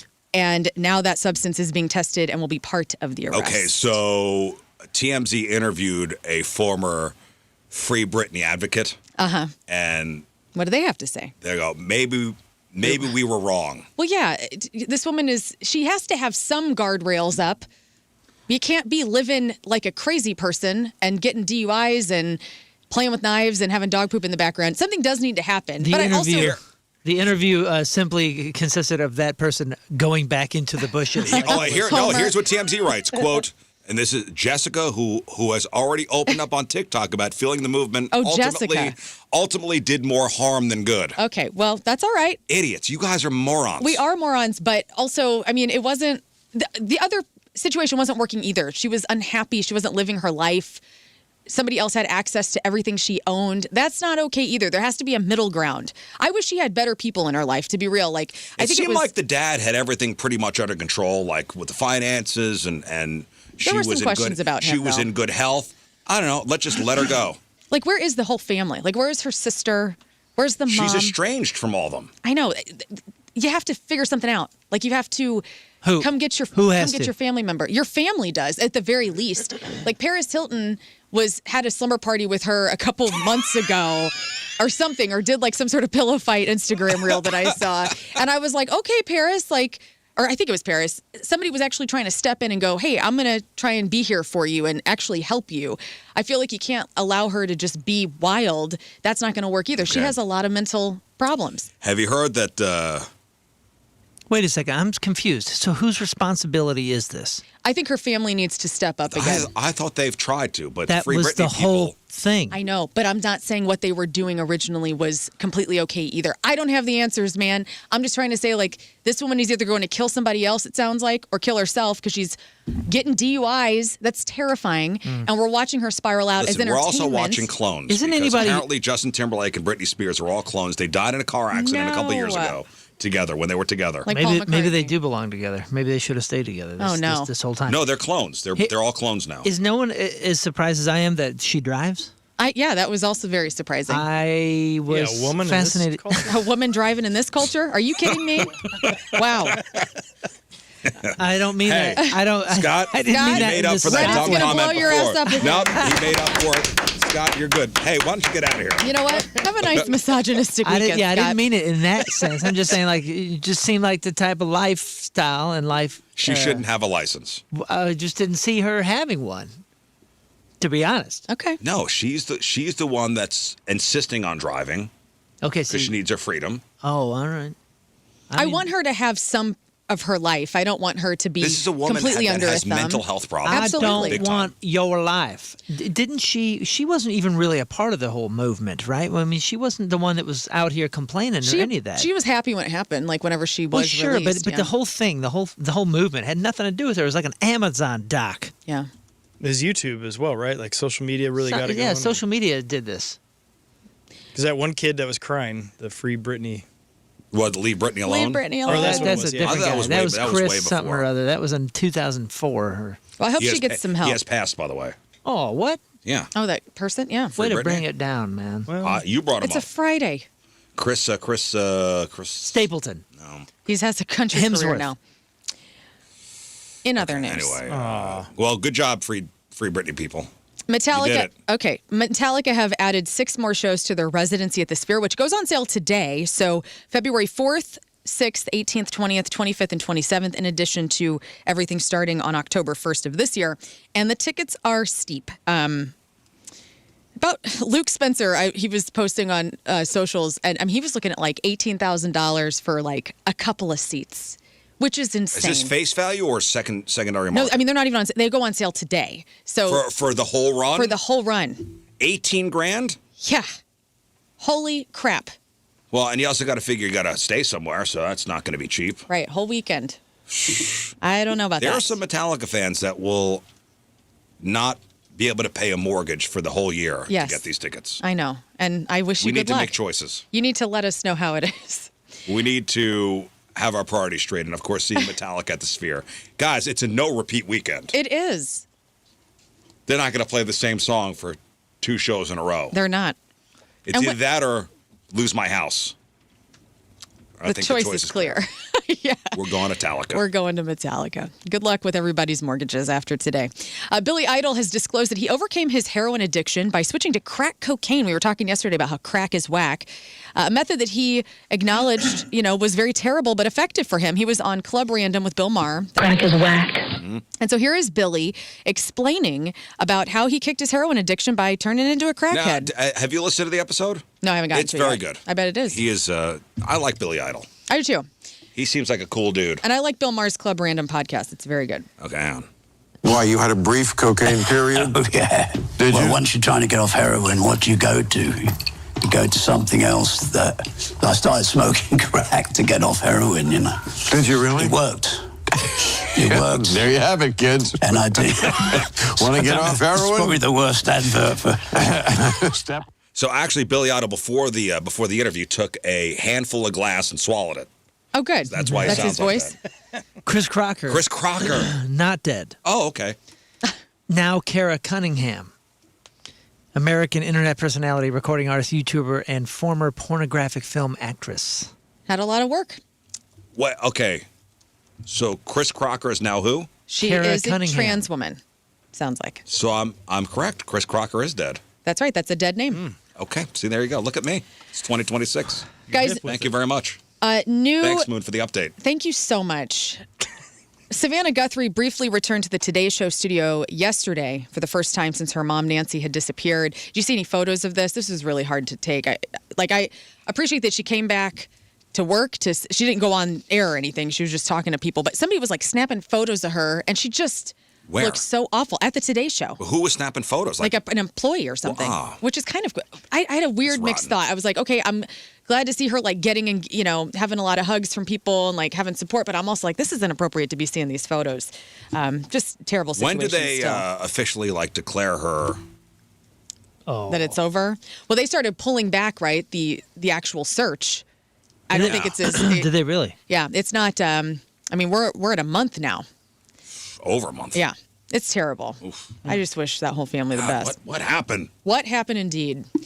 Netflix has acquired Interpositive. This is the AI technology company that Ben Affleck founded.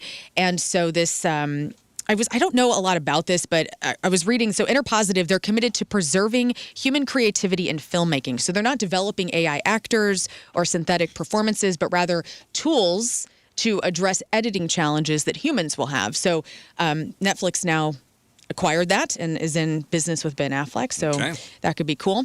In theaters this weekend, The Bride. This looks awesome. Have you seen? This is Maggie Gyllenhaal's directorial debut, I believe. Pretty freaking cool looking. So it's a reimagining of The Bride of Frankenstein. It has a 62% on the tomato meters. Christian Bale, your guy, is Frankenstein's monster. Jessie Buckley is his murdered bride, with Frank asking Annette Bening to create a companion for him after wandering the world alone What's this for got too on the many tomatoes? years. 62%. Is there any good movies out? Well, yes, but it's animated. So Hoppers is also in theaters, 96% this weekend. She directed The Lost Daughter in 2021. Okay. This is her second. Well, this looks cool as We hell. got nothing to do tonight. I'm like, we haven't been to the movies in a while. Maybe me and the wife go see something. Well, you You picked should a look at great the trailer weekend. for this, The Bride. It looks kind of alternative Frankenstein, like edgy. What else is in theaters? Like, what else is out? I mean, you could go see. Well, yeah, what is? I don't even know what's out. I don't know what is out Blessings. either.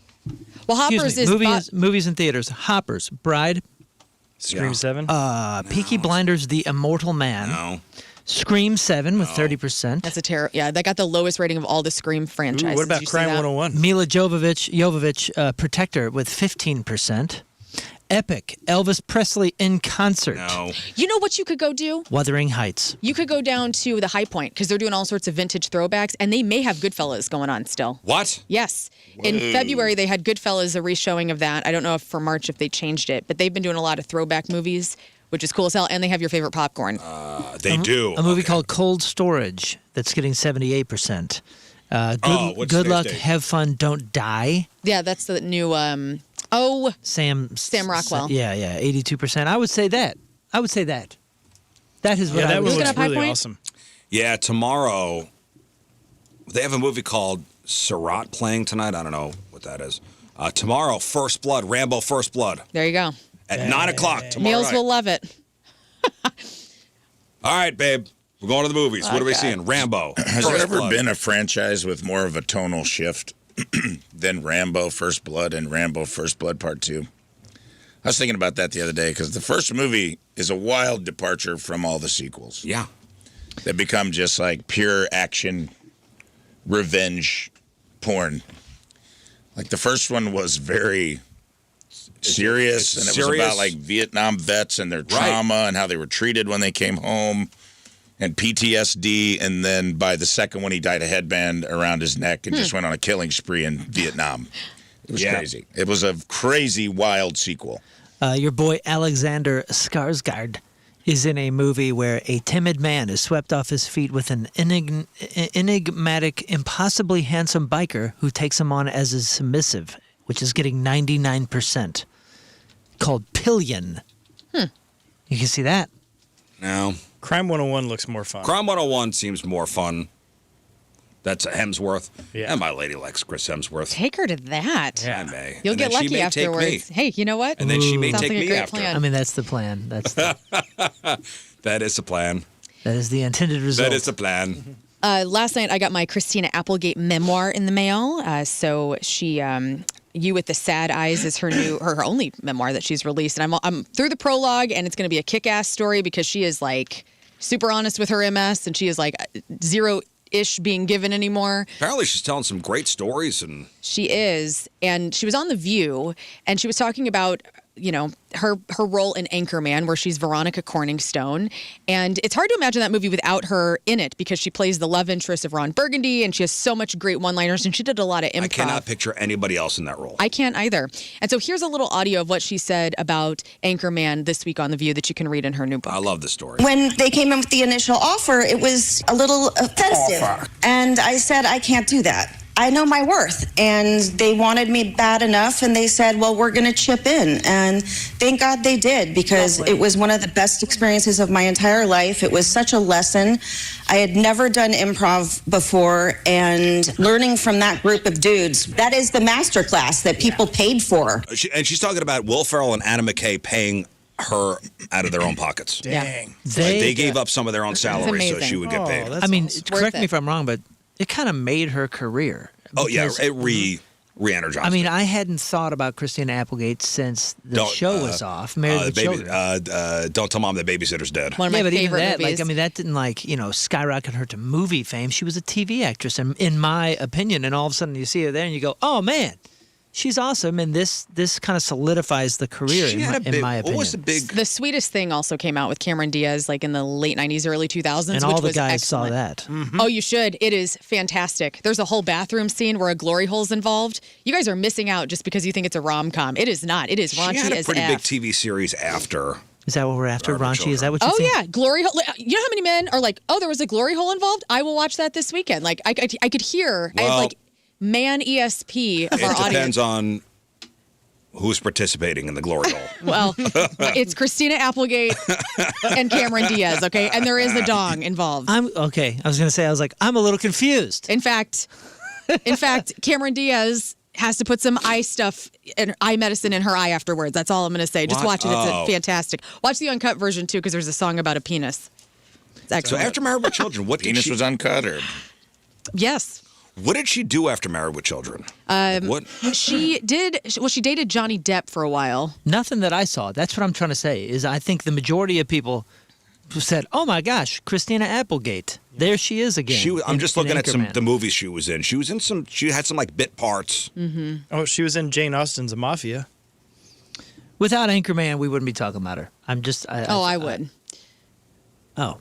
I mean, I hear you, but like, I just think Kelly Bundy in the 80s and 90s, and then Don't Tell Mom the Babysitter's Dead, such an underground, great movie. I mean, underground, yes, but like a lot of people have seen it. But yeah, I mean, Anchorman did revive her career. I'll give you that. But I feel like she was pretty iconic. Oh, no, she was. But she just wasn't working. She definitely has a cultural. There was a big spot. gap. She did Don't Tell Mom the Babysitter's Dead in 91 and didn't make another movie until late 1995. So she had like 4 or 5 years. She must have stepped away because she was a hot property after Don't Tell Mom the Babysitter's Dead. That movie did great. That's a great movie. She must have she might have been burned out, man. Some of those people that have been doing it since they were kids step away. I'm right on top of that, Rose.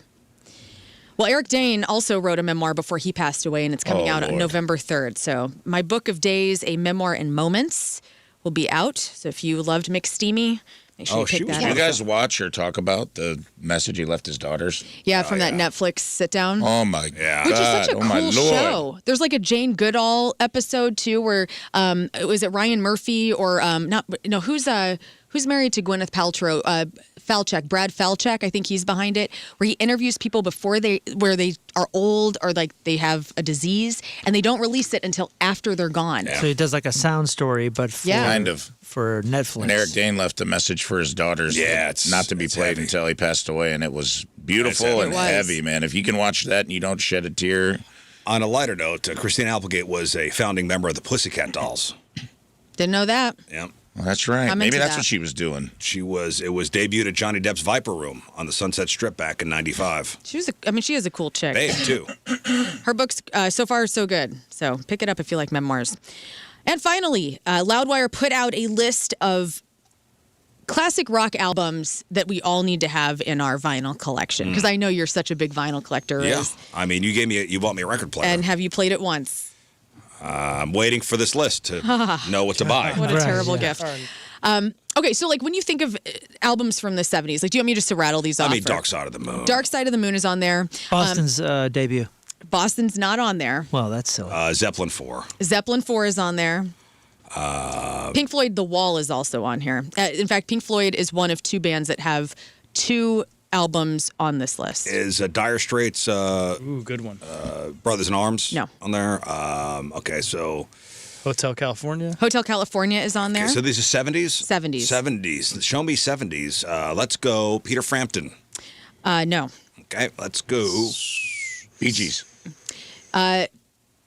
Bee Gees, no, just Saturday Night Ross. Fever Simon and soundtrack. Garfunkel. Which is a great record. Greatest hits. No. Okay. Think like harder rock. Aerosmith.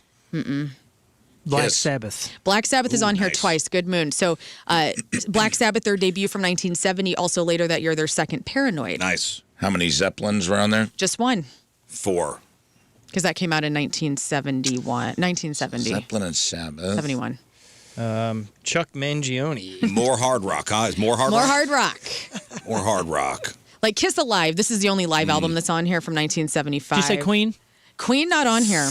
But Elton John is. Goodbye Yellow Brick Road. That's not hard rock, but it was also on this list. The Beatles Let It Be from 1970. Fleetwood Mac Rumors from 1977. And Van Halen from 1978. The debut. Dang. Need to be on there. Thank you. Slut- okay. go ahead. And then Deep Purple, Machine Head, Rush 2112. I just thought this list was interesting. no, it's great. And you know what? The I've Rush record. mentally written all these down, Great. and I will go out and purchase. I bet you will. You know, you should hit some of them vintage shops. Because you can Which find vintage shop should I go to? baskets. Well, so right by my house is that. Too far. Okay. Come to the antique mall by our house. That's what I'm talking about. West It's like County antique Mall. malls. Yeah, like whatever your closest antique mall is. Hey, go, April go. 18th is Yeah. record store day, so you can go get it then. Yes, or do thank that. you, Scott. But there are milk crates. I have found so many great. You got to look through that Albums. stuff. That's fun. Well, this is a cool list, and Loudwire's got an even longer one, and that's your crap on celebrities. Celebrity celebrating a birthday today. Jacob Bertrand, that's Hawk on Cobra Kai, is 26. Alicia Bowe, that's Jessica on 13 Reasons Why, and the Buccaneers, is 29. Tyler, the Creator, is 35. Bubba Sparks is 49. Shaquille O'Neal is 54. Connie Britton, that's Raina James on Nashville, and Abby Clark on 911 is 59.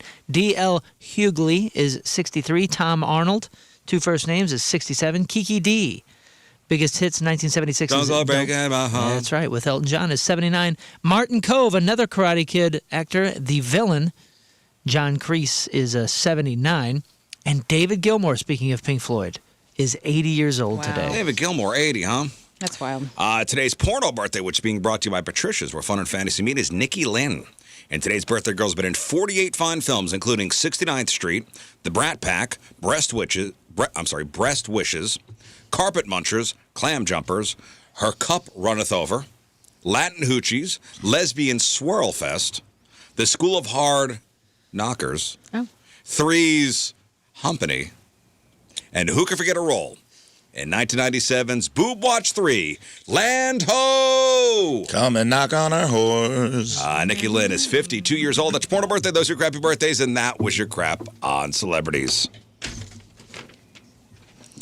All right, we'll take a break. We'll come back, and Rafe's got this week's E-memoriam. It's a short one. You were only here a couple days. I was here a couple days, but I got a couple. Still some stuff to talk about. Mini memoriam. And I'll tell you what we're celebrating today on this fine Friday, March 6th. Listen, I don't love doing shout-outs, but it's Friday. I'm feeling good, huh? Nice. Feeling Yeah, good. man. Moon, you want to shout out a special birthday girl? Well, there is a lot of cool birthdays going on this weekend, but none cooler than the 17th birthday of Angel Puzo. Oh. Angel Birthday, is Angel. 17 today. Happy birthday, Angel. Big Greek Fire fan, big fan of the show, listens and watches along with Mom. So cool. Hi, Angel. Happy birthday, Angel. Happy birthday, You're pal. my angel. Rafe. Yeah, speaking of birthdays, happy birthday to Safe Connections. I went to a soiree last night. Oh, soiree, huh? Yeah, it was very nice. Dude, Was it a collared event? let me just say, I did not wear a collar. Oh, wow. It was very low-key, but the charcuterie was primo, my man. They had meatball. I thought of you the whole time. Charcuterie spread, money, meatballs, chicken skewers with tzatziki sauce. Oh, that's just straight up hors d'oeuvres. They killed it. Yeah, I don't know that word. I'm not French. I'm Hors d'oeuvres? American. Yeah, Charcuterie would just be your meats and soiree. cheeses. The hors d'oeuvres. you're right. Those were all French words. Try to spell hors d'oeuvre. H. It's There's an apostrophe in there somewhere. I It's believe a it's hoe. apostrophe O-R. Hors d'oeuvres. D-E-R-V-E. Hors d'oeuvre. But Safe Connections? Safe Connections, they're 50 years old this year. And if you don't know about this, they've been in St. Louis for a long time. They started as a hotline in 1976 for group therapy, for layers of prevention and education for adolescents 12 to 19. And they specialize in domestic abuse, child sex trafficking, and child abuse, man. And they really, really help people. And it's really important. And I want to share this on our socials. They sent me some stats, man, and it's crazy. Like 1 in 3 women and 1 in 4 men experience some form of domestic violence in their lifetime, physical, emotional, financial, and psychological. Every single minute, 32 Americans go through it, 16 million people a year, and less than 20% of people seek help because leaving an abusive situation is difficult. And on average, it takes 7 attempts before someone can leave the situation because they're so dependent, whether it's financial or children. And people with pets, it takes even longer. They have a partnership with APA. Well, you know, it's funny when you say they specialize in Sounds like they domestic do abuse. it. No, they don't do those things. They have resources. Yes, to they have help either resources prevent to or help if you are you. a victim of. Yes. Thank you. Yes, thanks for clarifying. They that. I don't specialize think anyone in- understood People what weren't I was saying. Specialize in Words. I heard that too. Yeah, if you're looking to be Trafficking. domestically abused, this is who you call. I took a turn. I'm sorry. It's morning radio. This is what it is, baby. Give it to him. Under the keyboard. There it is. Woo! They have a partnership with the APA, though, to foster pets, which I think is really cool. But the most important thing is, like, federal funding has been cut over the last year, and they're struggling, man. And a lot of these things are across the country are closing down. Life-saving service has been cut by 20%, and $630 million in 2024 was taken away from some of these because of federal cutbacks. So there's going to be a 23% drop from last fall, and there's more cuts coming in August. So they're trying to, if you can donate anything, and I'll put information on the socials, you can go to safeconnections.org/give, and just donate if you can, because a lot of these services are free or on a sliding scale, and they really, really help people who are victims of trauma and abuse. And I know we joke a lot on this show. I bring up the Epstein list all the time. These are people actually helping people who are on the list, who are victims and have gone through this stuff. So it's a great organization. Shout out to them. Happy 50th birthday, and let's donate and keep them going. Safe Connections. That's right. Well, thank you, Rafe. Also, a big 16th birthday to my son this weekend. It's a big one. It's a big one, boy. 16? 16, dude. Yeah. What do you got planned? Nothing. Nice. No, we're having a family dinner tonight that half the family can't make, so, you know. Great. Oh, okay. He's a low-key kid, man. Sounds like low-key. I like teenagers. how you throw that in. I like how you throw that in that half the family can't Just make. in case you're listening. I like the little tinge of guilt that you throw in. Hey, man, that's what a dad's here for. Are you sure you're not a Jewish mother-in-law? I mean, maybe. You may be a Jewish mother-in-law in disguise. It's no big deal. I love you guys anyway. But half you can't make it, so there's a little dig. Well, since we're doing birthday shout-outs, my mom's birthday is this weekend as well. Oh, so really? That's awesome. What are you guys doing? It's a huge. Well, I'm not going. She's gonna have dinner and half of her children won't be there. Yeah. Oh my gosh, she's a mother's birthday. She's gonna have a dinner by herself in front of the TV. No, she's in Shelbina having the time of her life. Your boy just turned 16. Did he do anything? Like my daughters are all about it. My son is just like, nah, whatever. Dude, we had a giant blowout. Did you? Bounce house. Okay. Laser tag. Yeah. Paintball. No, I asked him. I was like, hey, I'll be honest, I don't remember. Don't you want to do something, man? He's like, nah, it's fine. We'll just do he's going to do a hibachi dinner, and he's going out with his girlfriend, and that's about it. I forgot. I don't remember. It was fun. All right, shout out to my girlfriends Christy and Claire. They had birthdays this week too. Screw it. All right, well, you guys hey, go while we're my doing ass. it, hey, holidays today, guys. While Holidays we're today. doing it, America's birthday is July 4th. That's right. coming up. It's right around the corner. Today, March 6th. If you're looking for an excuse to celebrate something besides, Moon's kid's birthday or Scott's mom's birthday, it's National Oreo Cookie Day. Okay, National Oreo Cookie Day. It's National White Chocolate Cheesecake Day. It's National Dentist Day. It's Name Tag Day. It's National Dress Day. It's also National Frozen Food Day. National Frozen Food Day. Shout out to the unsung hero of lazy nights. It's actually a tribute to Clarence Birdseye, the guy who figured out how to flash freeze food so it didn't taste like cardboard. So think about this. Wait, is that a real? Yeah, his name is So Clarence the Birdseye brand is. That's just a coincidence. That is. No, it is his name. It is his name, Clarence Birdseye. Never knew that was a guy's last name. I didn't either until today. Sounds like one of my people. Stop it. Okay. What? Think about your freezer right now, since it is Frozen Food Day. What is the oldest, most questionable thing in your freezer right now? Hands down, pie crust. I used one of the pie crusts, and the other one is just in there with like an open bag for like a quiche that will never get made. And it's just, I also have these little gingers that you can put into smoothies, and those have been in there for Those like have been in 20 there years. forever, You know okay. what I'm talking about. Yeah. Well, on the backs of yesterday's turnip thing, where you thought that was a parsnip, and I don't remember what I thought it was a flower. I bet you in ours it's some sort of vegetable that I don't know what it is. I couldn't identify it. It's something that Mallory bought that I'm like, I don't know what that is. I can tell you, I can't we use have it. a single frost-covered bag of peas at the very bottom of the freezer. Oh, in the freezer. In I the don't freezer. even know it's in National the freezer. It's National Frozen Food But that's okay because you'll put that on a wound maybe. Right, and we didn't buy it to eat it. I think we bought it back in 2019 We're as looking an at ice it. pack They're for a sprained cute. ankle. And at this point, the peas, I think those peas have seen more injuries Oh man. Yeah. than a doctor.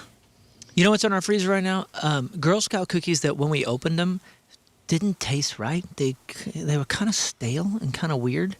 But you can't throw away Girl Scout cookies. First of all, they're great, and secondly, they're kind of expensive. So we put them in a freezer, and if you eat them cold, it kind of Thin masks. Yeah, they're Thin Mints. I just read something that there's science Makes it better? Science proved why when you put Thin Mints in a freezer, they taste better. Why? It's something that the cold activates the mint. Well, I got to be honest, it salvaged them. There was something kind of off about it when we had them originally. So now that they're in the There it freezer, it's good. So Thin Mints taste better frozen. Basically, coldness activates the menthol in the mint and makes it stand out more. They're so good. That's science, guys. It works. We're scientists. This basically. is science. All right, what is the absolute greatest of all time frozen food? Fish sticks. I got a bag of fish sticks in my freezer right now. I need day. specifically. I need a brand. Oh, Gorton's. Gorton's fish sticks are the absolute best frozen food of all time. No, Maybe I know. not. No, but Those- I like them. Every once in a while, they're trash, but I want them. Those frozen cream puffs. You know what I'm talking about? Oh yeah, you get those at Costco. Ooh. Those are excellent. Yeah. Those are super excellent. Those are Little good. mini cream puffs. They're Those are like a great. little phyllo dough. Well, you got to leave them out for 30 minutes. and Not they- me. Oh, you st- Straight up, dude. oh, I could go it's home too right much. I now. hurt my teeth. Yeah, I hate they to do say hurt this my 'cause teeth, it's- but I like eating them cold. I hate to say this because it's kind of big frozen. The little 'cause tub? I think it's like a Pillsbury thing. They are awesome. Toaster strudels. Yeah. Greatest of all time. I That's can't good, think of man. anything else that hasn't delivered you time guys are after getting time after Tostino's. time. That's what I think it is. Tostino's pizza rolls are probably the of Totino's. all time. Totino's. What about Eggo waffle? Come on. Be serious. What? Yeah, what? that's a joke. No, it's not. Yeah, That's a toaster item. yeah. At best. What?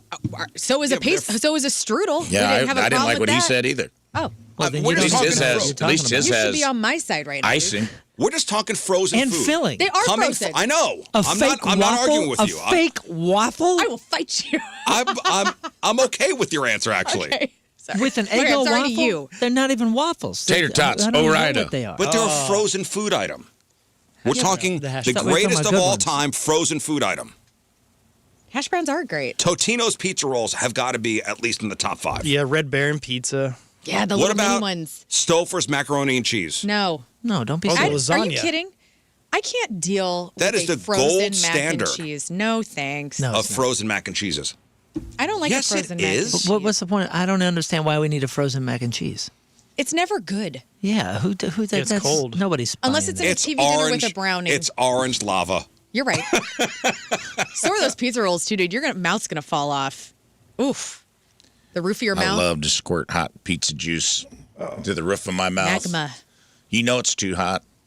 You don't wait. No. No, of course not. You're trying to fill 'Cause a hole. you're what you call a govone. Yeah. When I was in college, I think the the El Monterey frozen burrito packs, it had like, They had their time. yeah, there's probably 12 in one pack, and they were $3 or something. Oh, well, then you got to talk Hot Pocket. Yeah, Hot Pockets Hot in Pocket. the, Hot Pocket. they're in the mix. Yeah, but The those. ham and cheese ones. I will stand by tater tots and or Rhino French fries. Those were like the old school That's a good one. frozen food that changed your dinner time for a while. Hot Pocket, Stouffer's lasagna. I mean, you can't leave Hungry Man out the mix, dude. That's No, Hungry keeping Man's divorced great, dads too. alive for years, for decades. Hungry Man's Hungry been Man's keeping great. Freshly I haven't had divorced one man. in many years, but Always will remind me of Pauly Shore from Son-in-Law. That's Hungry what he Man, the eats. fried chicken with a brownie and the corn swimming in some kind of juice, Don't question it. Just eat it. and weird mashed potatoes. Are we including Fine. desserts? Yes. Yeah, just Well, then number one. Oh, the greatest of all frozen foods. Okay, I got it, and you guys will agree. Ice cream sandwich. Boom. well, I thought by definition has to be something that. I mean, Is frozen. Why not just ice cream? because ice cream sandwich is 1,000 times better Yeah, than it's- ice. I I'm think assuming these are things that have to be taken out of the freezer and Yeah, heated. yeah. I'm thinking taken out of the freezer and heated. So not desserts. well, then. that's Well, why I yeah, asked. but you could. Can I be You real can put a about? Marie Callender pie Forget that's it. Heat it. a Brother. Marie Callender pie from the freezer into the oven. Don't tell me how to make a pie. Are you saying that I I'm know so all right about and I'm wrong? Yeah, you're so. I think yes. we'll save that for another day. Okay. Well, what is the best frozen dessert then? Since you're all Marie Callender and whatnot, Yeah. A frozen, probably cherry or apple pie from Marie Callender. Delicious. and key lime pie. Listen, we're Yeah, we don't put a sleeping key on- lime pie in the oven. I know, but you just eat it immediately. You're sleeping on Tyson chicken nuggets and patties. We're sleeping on corn dogs. A corn dog, 1 minute in the microwave, and joy on a stick. Those come How about frozen? bagel I bites? never thought about Oh, that. Yeah. Yeah, pizza Ooh. bagels. Pizza bagels.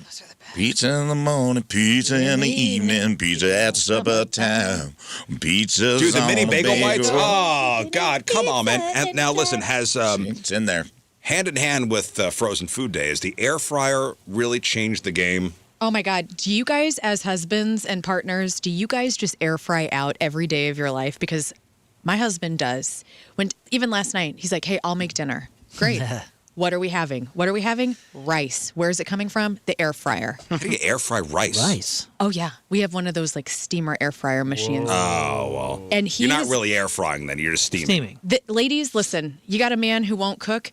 Buy him an air fryer because it's it's the same magical feeling you guys have on a deck with a grill, only it's in your pantry. Yeah. It's an adult easy bake oven. Yeah.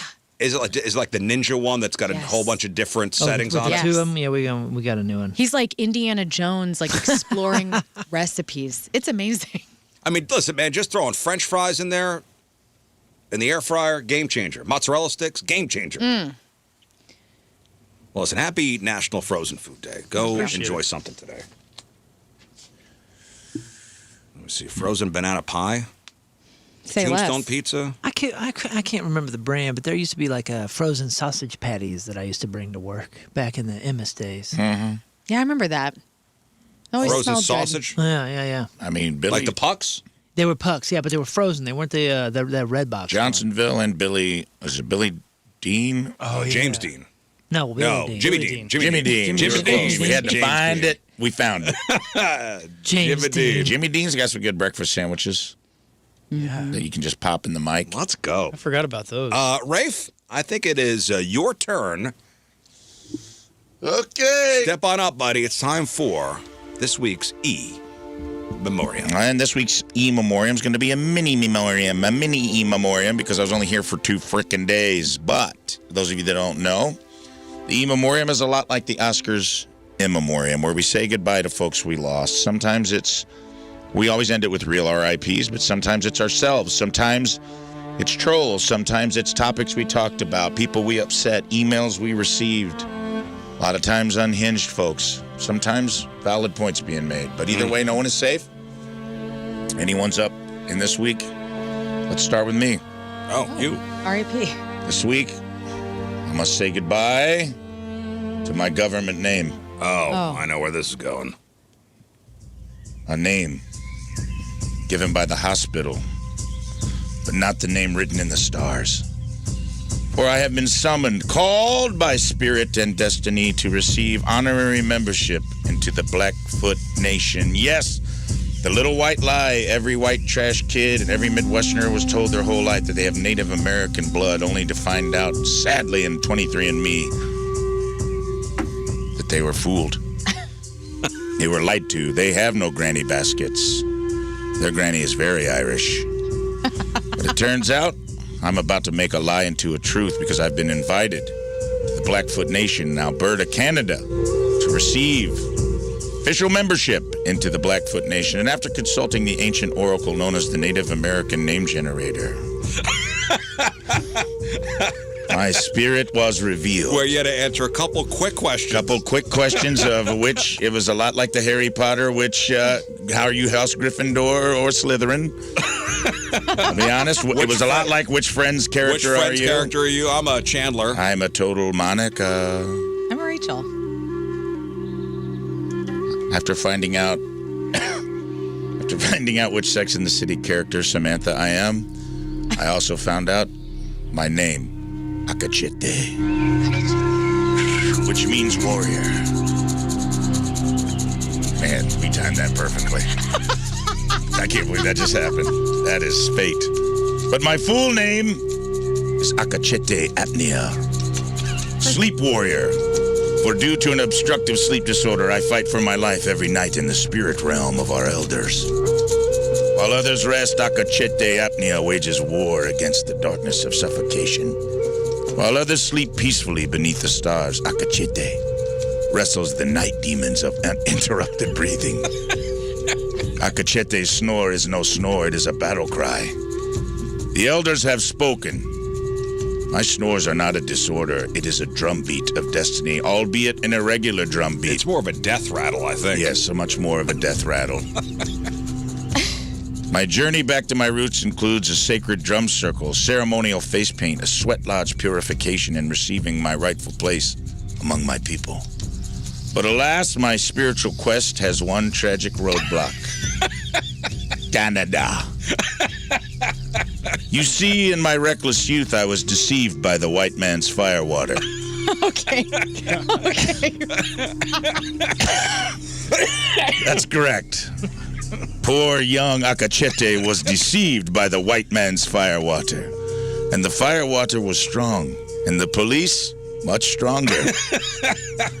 So now the northern border stands before me like a great stone wall. The guards of Canada say, "No entry, sleep warrior. Your spirit may cross the plains, but your DUI record will not." And thus the Canadian border remains closed to Akachete. And now I cannot travel to the land of pucks and syrup. I remain here, a warrior separated from his tribe, a horse with no prairie, a drum with no circle, a sleep warrior, fighting alone in the land south of Tim Hortons. The timing of this is amazing. The elders wait, the steam rises, the drum beats softly in the distance. But until the white man's paperwork forgives me, Akachete apnea will sit here alone. Yeah, we need a lawyer. Fear not, for I have called upon friend, paleface, friend of the tribe, Mark LaForce, to invoke Article 3 of the Jay Treaty of 1794 for Akachete to cross the border unmolested. This journey will be continued. We will say goodbye for now, but the Blackfeet don't have a direct word for goodbye. Instead, you say Gagamatin, which means I'll see you again. So bye-bye, Gagamatin. Next up. Man. There we go. I'm hyped right now. I'm going to run through a wall right now. Next up and final, I only had 2 today. We're going to say goodbye to perhaps the most important departure of the week. That's Learn's fallopian tubes. Oh, Goodbye. yes, we got to say goodbye to those. She said goodbye on Monday to those. She said goodbye on Monday, took a couple days of R&R, and back in the throne by Thursday afternoon. Congrats to her for taking control and getting them tubes out. And you know, it's an important thing. It was a major decision in your life. We're proud of you for taking control of your health journey. And the tubes are gone. And I want to do something special for you because you got your tubes out. It's a big turning point in someone's life. You have risk-free sex to look forward to for the rest of your life, which is pretty tight. At least not total risk-free, but at least pregnancy risk-free. Mm-hmm. So I reached out on a lark, a friend of a friend. I went through an agent in Hollywood I know, and I got through to one of your favorite.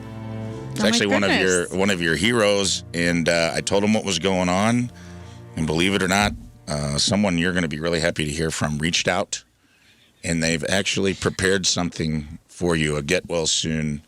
I actually got a hold of Aerosmith.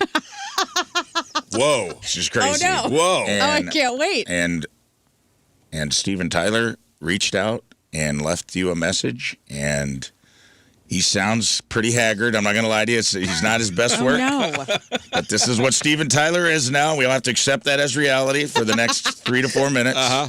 And he sent you a special message and a song called Dedicated to you, called No Tubes in That Lady. So, Rizz, play the message, please. Hey, Learn, it's me, Steven Tyler, your celebrity crush. I heard you got your tubes out, baby. That's cool, but I heard you were feeling down. To quote myself from Wayne's World 2, you're worthy, get up. He's got a cold. Yeah. Can we just say it's that time of year. My beloved He's Steven. coming off a That's cold. exactly what he sounds like if you listen to the Wayne's World clip.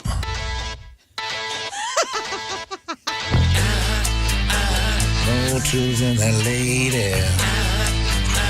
No tubes in that lady. No tubes in that lady. No tubes in that lady. No tubes in that lady. Yeah, no tubes in that lady. No tubes in that lady. Pretty catchy. No tubes in that lady. Cruising to the hospital door.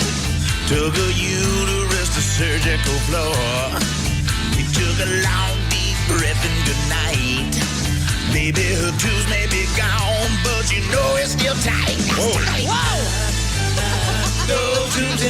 one's tight.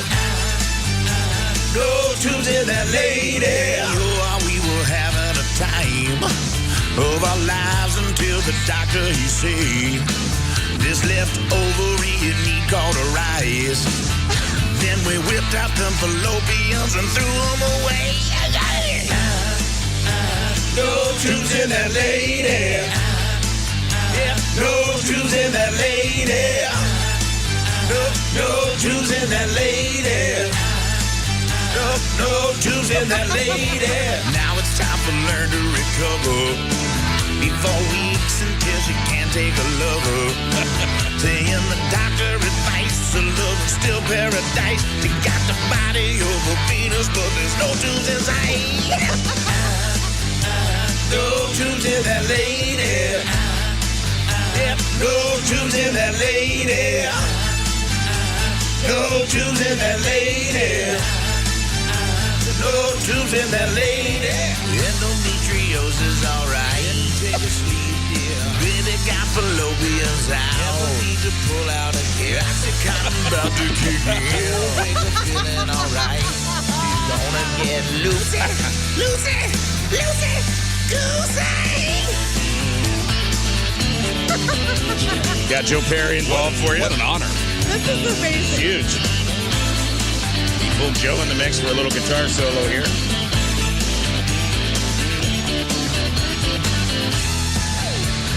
Sterile feral lady. Body autonomy is so tight. She's a sterile lady. Bilateral salpingectomy. Please don't fire raping. Please don't fire raping. She's asking for me not to be fired? Please don't fire raping. Please don't fire raping. Where'd that come from? I don't know. You know he's just joking. He did ask permission. He did. Please don't fire raping. Wow. Way to go. Hold on. Diddly baba doom bow, be the zaman ding dow. Get well soon, baby. All Thank right. you. Wow. Nice work. Thank you, Steven Tyler. Tyler. That was, Man. oh my Actually, God. You know what? Tyler. He sounds good. I You wrote that yesterday? think he's ready. No, Steven Tyler Steven wrote it. Tyler wrote it yesterday. That is yeah. pretty amazing. Thank you. Steven Tyler Got the wrote band together. Steven Tyler wrote and recorded that, and may have been at Hubbard Radio till very late hours of the evening getting that done. That was really good. Well, congratulations on your tubes being out. Thank you. Get well soon. Rest and relaxation. And now on to the real RIPs. Lou Holt. We lost Lou Holt. Oh, Lou Holtz, huh?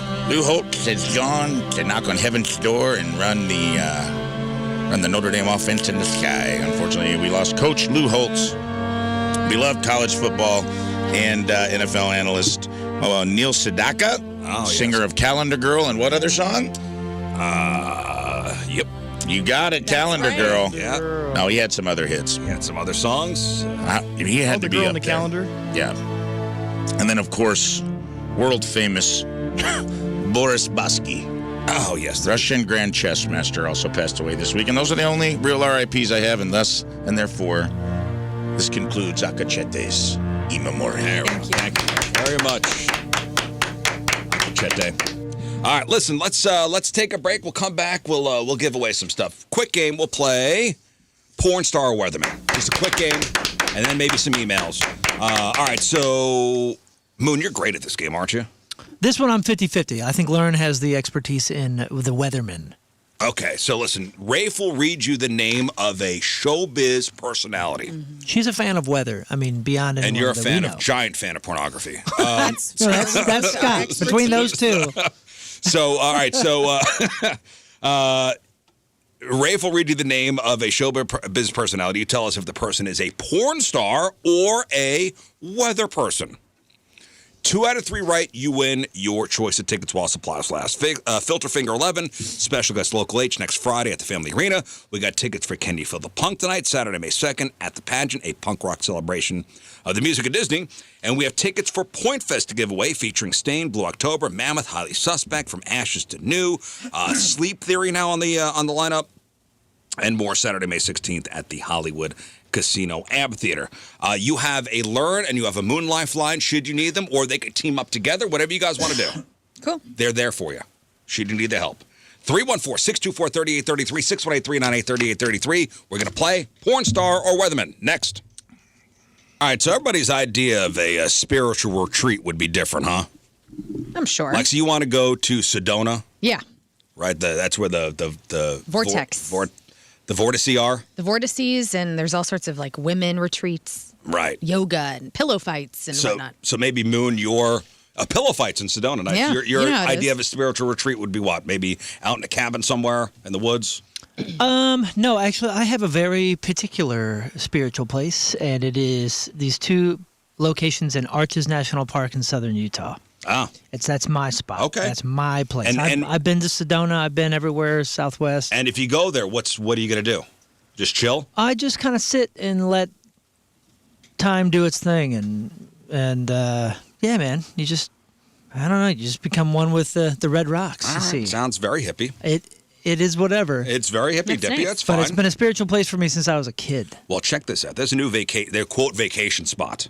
It's on a tiny island in the Caribbean called Bequia. Beckway. Bequia. Bequia. And this is not a place you're going to go and you're going to sit on the beach and drink margaritas. No, you're going to go there. You're going to have a medical grade IV put in your arm. Yes. Ooh. So you could talk to aliens for half an hour. Right on. Uh-huh. So they're using DMT. You want to talk about going on a vision quest? Let's go. So they're using DMT. Usually if you smoke this stuff, you're out for maybe 10 minutes, and it's a total chaotic mess. Have you heard of this stuff? You know, DMT? That's it's the made in a Rogan lab. crap, right? Yeah, Isn't that what he's all talking about? my dare officer always gave it to me. It's like ayahuasca. It's dimethyltryptamine. Dimethyltryptamine. It sounds like acid and salvia mixed. Right, so you smoke the stuff and you're out for maybe 10 minutes and it's a total chaotic mess. But these researchers figured out if they use a steady IV drip, the same stuff they use to keep you under for surgery, they could actually park you in that, quote, other dimension for as great. long as they want. Whoa. Oh, so it is. It's Inception. You know when they're in the, in the like the In the bus? the opium. Well, no, like in the opium dens. Oh, yeah. Dens. You know, like when they're down there and they're taking that stuff and they're just, and then they say, well, they come here at night, you know, and then we wake them up and they go to their work, and they're like, which one is reality? All right, so this one rich guy. Which one is life? This one rich guy paid for this experience. He went down there. He went to Bequia, and he paid for this experience. He said the wait to start the IV felt like having his head in a guillotine for 8 minutes. Oh. But once it kicked in, he claimed he was immediately face-to-face with the entities. And it's not just him. Almost everyone who does this reports seeing the same crazy crap. They describe them as self-transforming elf machines or jeweled self-dribbling basketballs from hyperspace. Right on. What? Like, I'm going. Yeah. This guy even said he ran into some dark, evil mother effers. Just sinister Weird. things that felt way too real. And the researchers were actually trying to send mathematicians and language experts into this trip to see if they could see and ask the entities math problems. So nerds can go there? They want the nerds to go there. Huh. They want to hook the nerds up to the stuff to see if they could ask the entities. It's fascinating. They want to know if these things are actual aliens from another dimension or if our brains are just glitching out and seeing the same weird shapes. I don't know. It is interesting that it's a shared hallucination. Right. That it's everyone. I think ayahuasca is like that too. It's a different thing. Ayahuasca, it's always a female. It's a woman. But those two specific compounds seem to induce some sort of shared experience, that's interesting to me. Yeah. Yeah, they're all seeing the same. Because we've all got different stuff to jeweled, unpack. self-dribbling basketballs from hyperspace. Well, yeah, don't they say, I mean, we are just living in one version of reality, and there are so many layers to it. It's beyond what any of us could even imagine, and they study that in quantum physics and whatnot. And so, yeah, maybe this is a peek in through psychedelics into another universe where your brain is literally expanding to have to acquire that consciousness. Well, it's not cheap to talk to the elf machines. 4-day stay at this place costs around $10,000. Or you're just drugging yourself into the same corner of consciousness that the human mind is capable of, and there's a fairly easy explanation. But why is it the same though for everyone? Because we're all the same species with the same brain layout.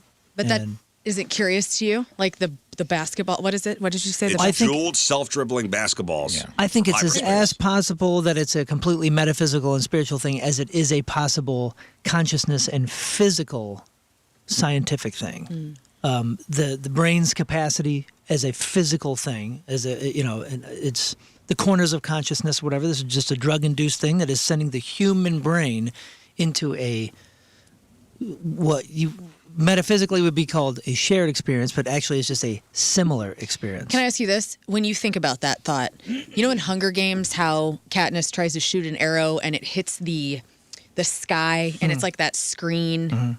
Do you think that's what it's like? Like we get to the edge of the brain, edge to the physical consciousness, like what you're saying, that we get to the edge of that shared experience. Maybe, I don't know. And that's where you hit it, and that's why it's the same, because that's as far as we can go. Well, I mean, I think we've hit the ceiling. Yeah, I think we have a finite.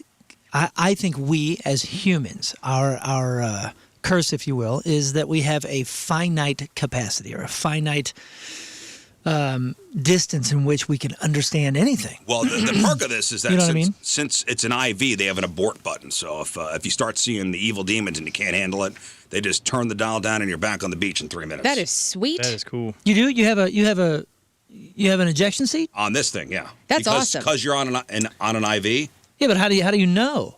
I guess Well, they if you can get monitor. You're talking to crystally basketballs. Well, I guess whoever's hopefully they're monitoring you. Yeah. Oh, you're not sleeping.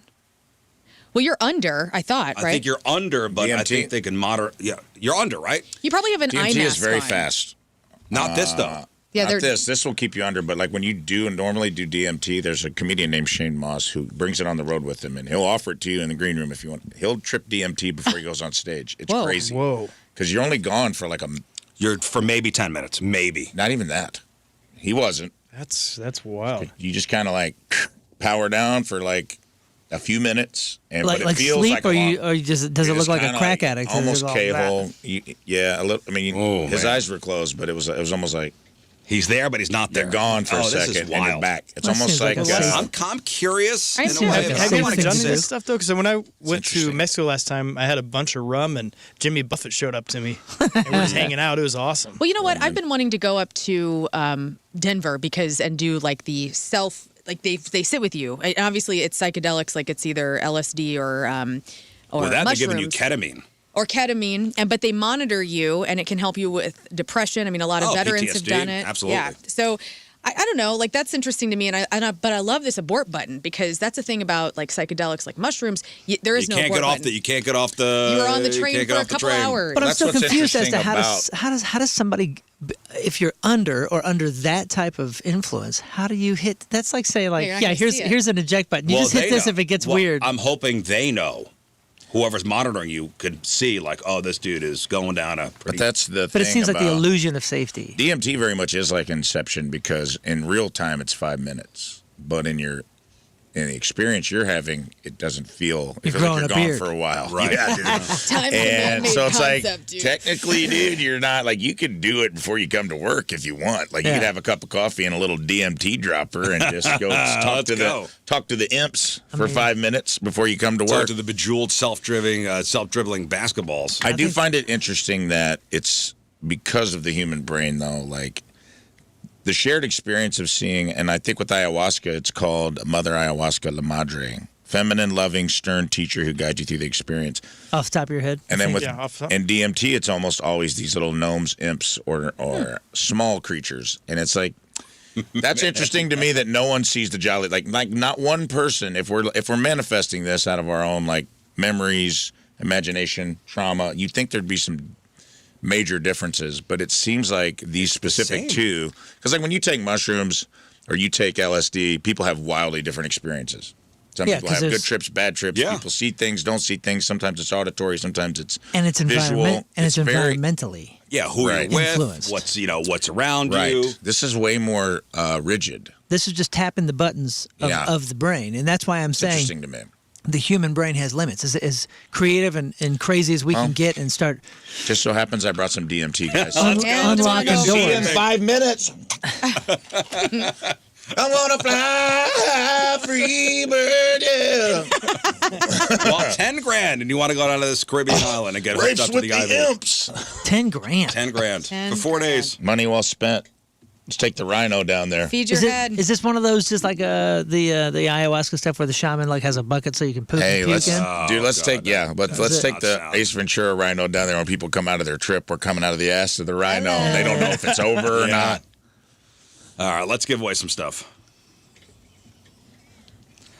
All right, quick game of porn star or weatherman, and it's sponsored by Universal Windows Direct. All right, so we've got Filter Finger 11 tickets. We got Can You Feel the Punk Tonight tickets, and we got Point Fest tickets. So Rafe's going to read you the name of a show business personality, and you tell us if this person is a porn star or weatherman. 2 out of 3 right, you win your choice of prizes. You do have Learn and Moon as your lifeline. Now, Moon, you say you're pretty good at this? I think I'm 50-50. I mean, I can help you with an educated guess. Okay, Learn. I am You're confident? superior at this. Okay. I watch a lot of Weather Channel and a lot of pornography. Okay, excellent. Excellent. 314-624-3833 or 618-398-3833. Let's go to Rich in Owensville. Good morning, Rich. Same thing. Morning. Happy birthday, Rizz. Thanks, Rich. All right, here we go. Porn star or weatherman? Rich, good luck. Dante Cole. Dante Cole. I'm going to say that's porn star. Porn star, yes. Oh, Would you have said porn star? I had Weatherman on. Oh, okay. I had porn star. Next, I want to hear my storms from a guy named Dante. Dante. You think Dante's Inferno or Dante's Peak? Dante's Peak. Dante is such a serious Dante's name. a great name. Next, Mick Blue. Mick Blue. Let's go to Learn. Mick Blue. I'm going to say that's a weatherman. Mick Blue, weatherman. No. Damn it. Master Okay. swordsman. Master swordsman. That is Love a his porn work. star. All right. Rich, it comes down to this. Rich. All right. Stormfield. That's got to be a porn star. Stormfield is a weatherman. Yep. Bye. Why are you clapping? That guy was born for it, Stormfield. I used to watch him on WABC New York growing up. Stormfield. He was the guy. Mike. Hello, Mike. Hey, good morning, guys. All right, Mike, here we go. Porn star or weatherman? Good luck, Mike. Topper Shoot. What a name. Topper Shoot. Let's go porn star with that one. Porn star, Topper Shoot. No. How dare Weatherman you. out of D.C. Next. Got in the wrong field, I can tell you that. Dallas Raines. Dallas Raines. Weatherman. Dallas Raines. What would you say, Moon? Porn star for sure. He is a weatherman. All right. All right, You're killing it. Comes down to this for Mike. Mike. Pierce Paris. Let's do it. Pierce. Say again. Hold on. Pierce Paris. Pierce Perry. Give me a hand here, Learn. I'm going to say Pierce Paris. Pierce. I don't think Who wants Pierce to is Pierce a good Paris? porn name. That is a weatherman. What? That's a perfect porn name. Pierce? Oh, think it through. I don't know. Pierce Perry. Pierce. Pierce Petties. I'm going to... I mean, stick with your guess. I'm going to say weatherman. Pierce Paris is a Damn it! porn star. See you, Mike. Bye, Mike. Oh, hi, Mike. Oh, hi, Mike. Richard in Not Fenton. hit her. Good morning, Richard. What up, guys? All right, Richard. Here we go. Porn star or weatherman? Good luck, Richard. Flip Spiceland. What? Flip Spiceland. Flip Spiceland. What would you guys say? Holy crud! I Flip? don't know. Flip Spiceland. Ooh, that's the same. You're reasoning with Pierce, right? Pierce and Flip. Richard's locking it. Pierce is, a bit direct. It's kind of on the nose, if you will. Flip is not direct. Flip? We're going to flip over here, and we're going to flip. What are you doing flip in me the over bedroom, here. dude? You're flipping. I mean, it's so absurd. I would say porn star just out of that. This is a guy who's like, I'm going to do one porn. And I got to think of a silly name. All right, so Flip Spiceland. You guys say porn star. Yeah, I Flip do. Spiceland is a weatherman. Son of a bee. Formerly of man. CNN. What a Formerly of nerd. CNN. Okay, next. Sunny Hole.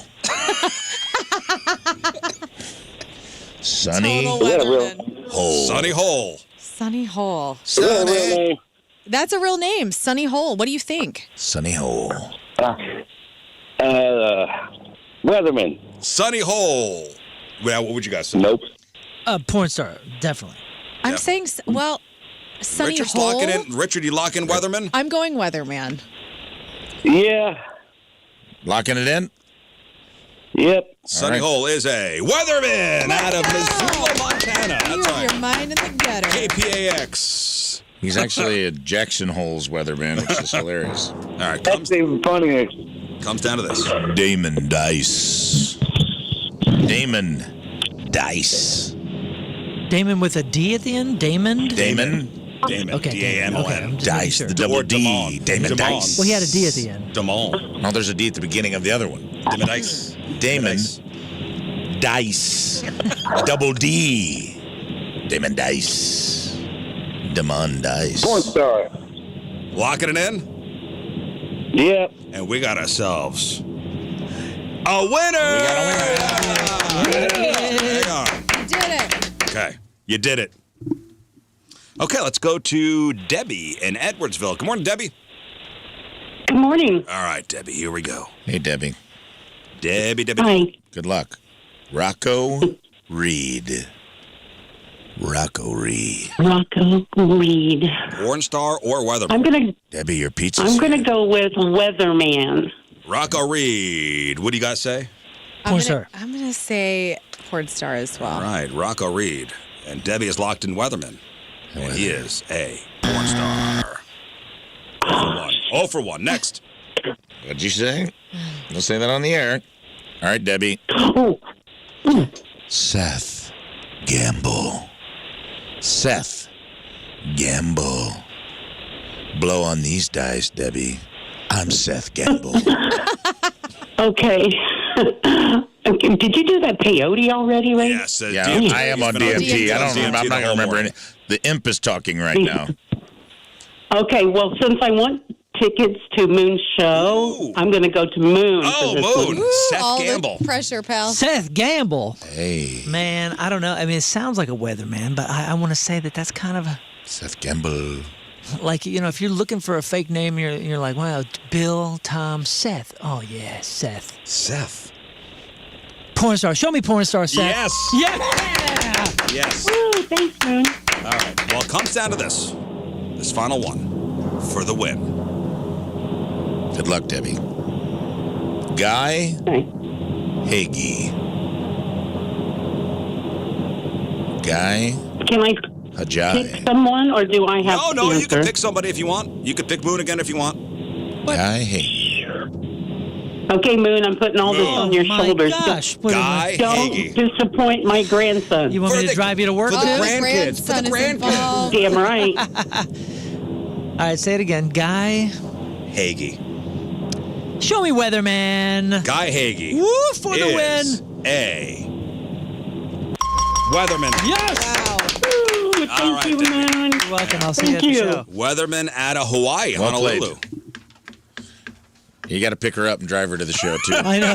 You're now the grandfather to her Yeah. grandson. Tyler, hello. Woo. All right, Tyler, here we go. All right, Tyler. Skip Gilkerson.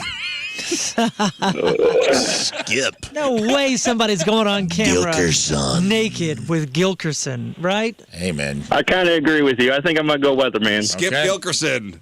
Learn. Oh, please. This is all I watch. This is a pornographer. Give me the gilk. What? Get the gilk out of the box.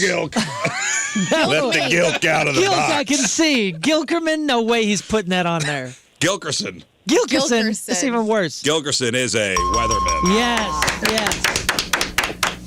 Deductive reasoning. 1 for 1. Next. Manuel Ferrara. Manuel Ferrara. Ooh.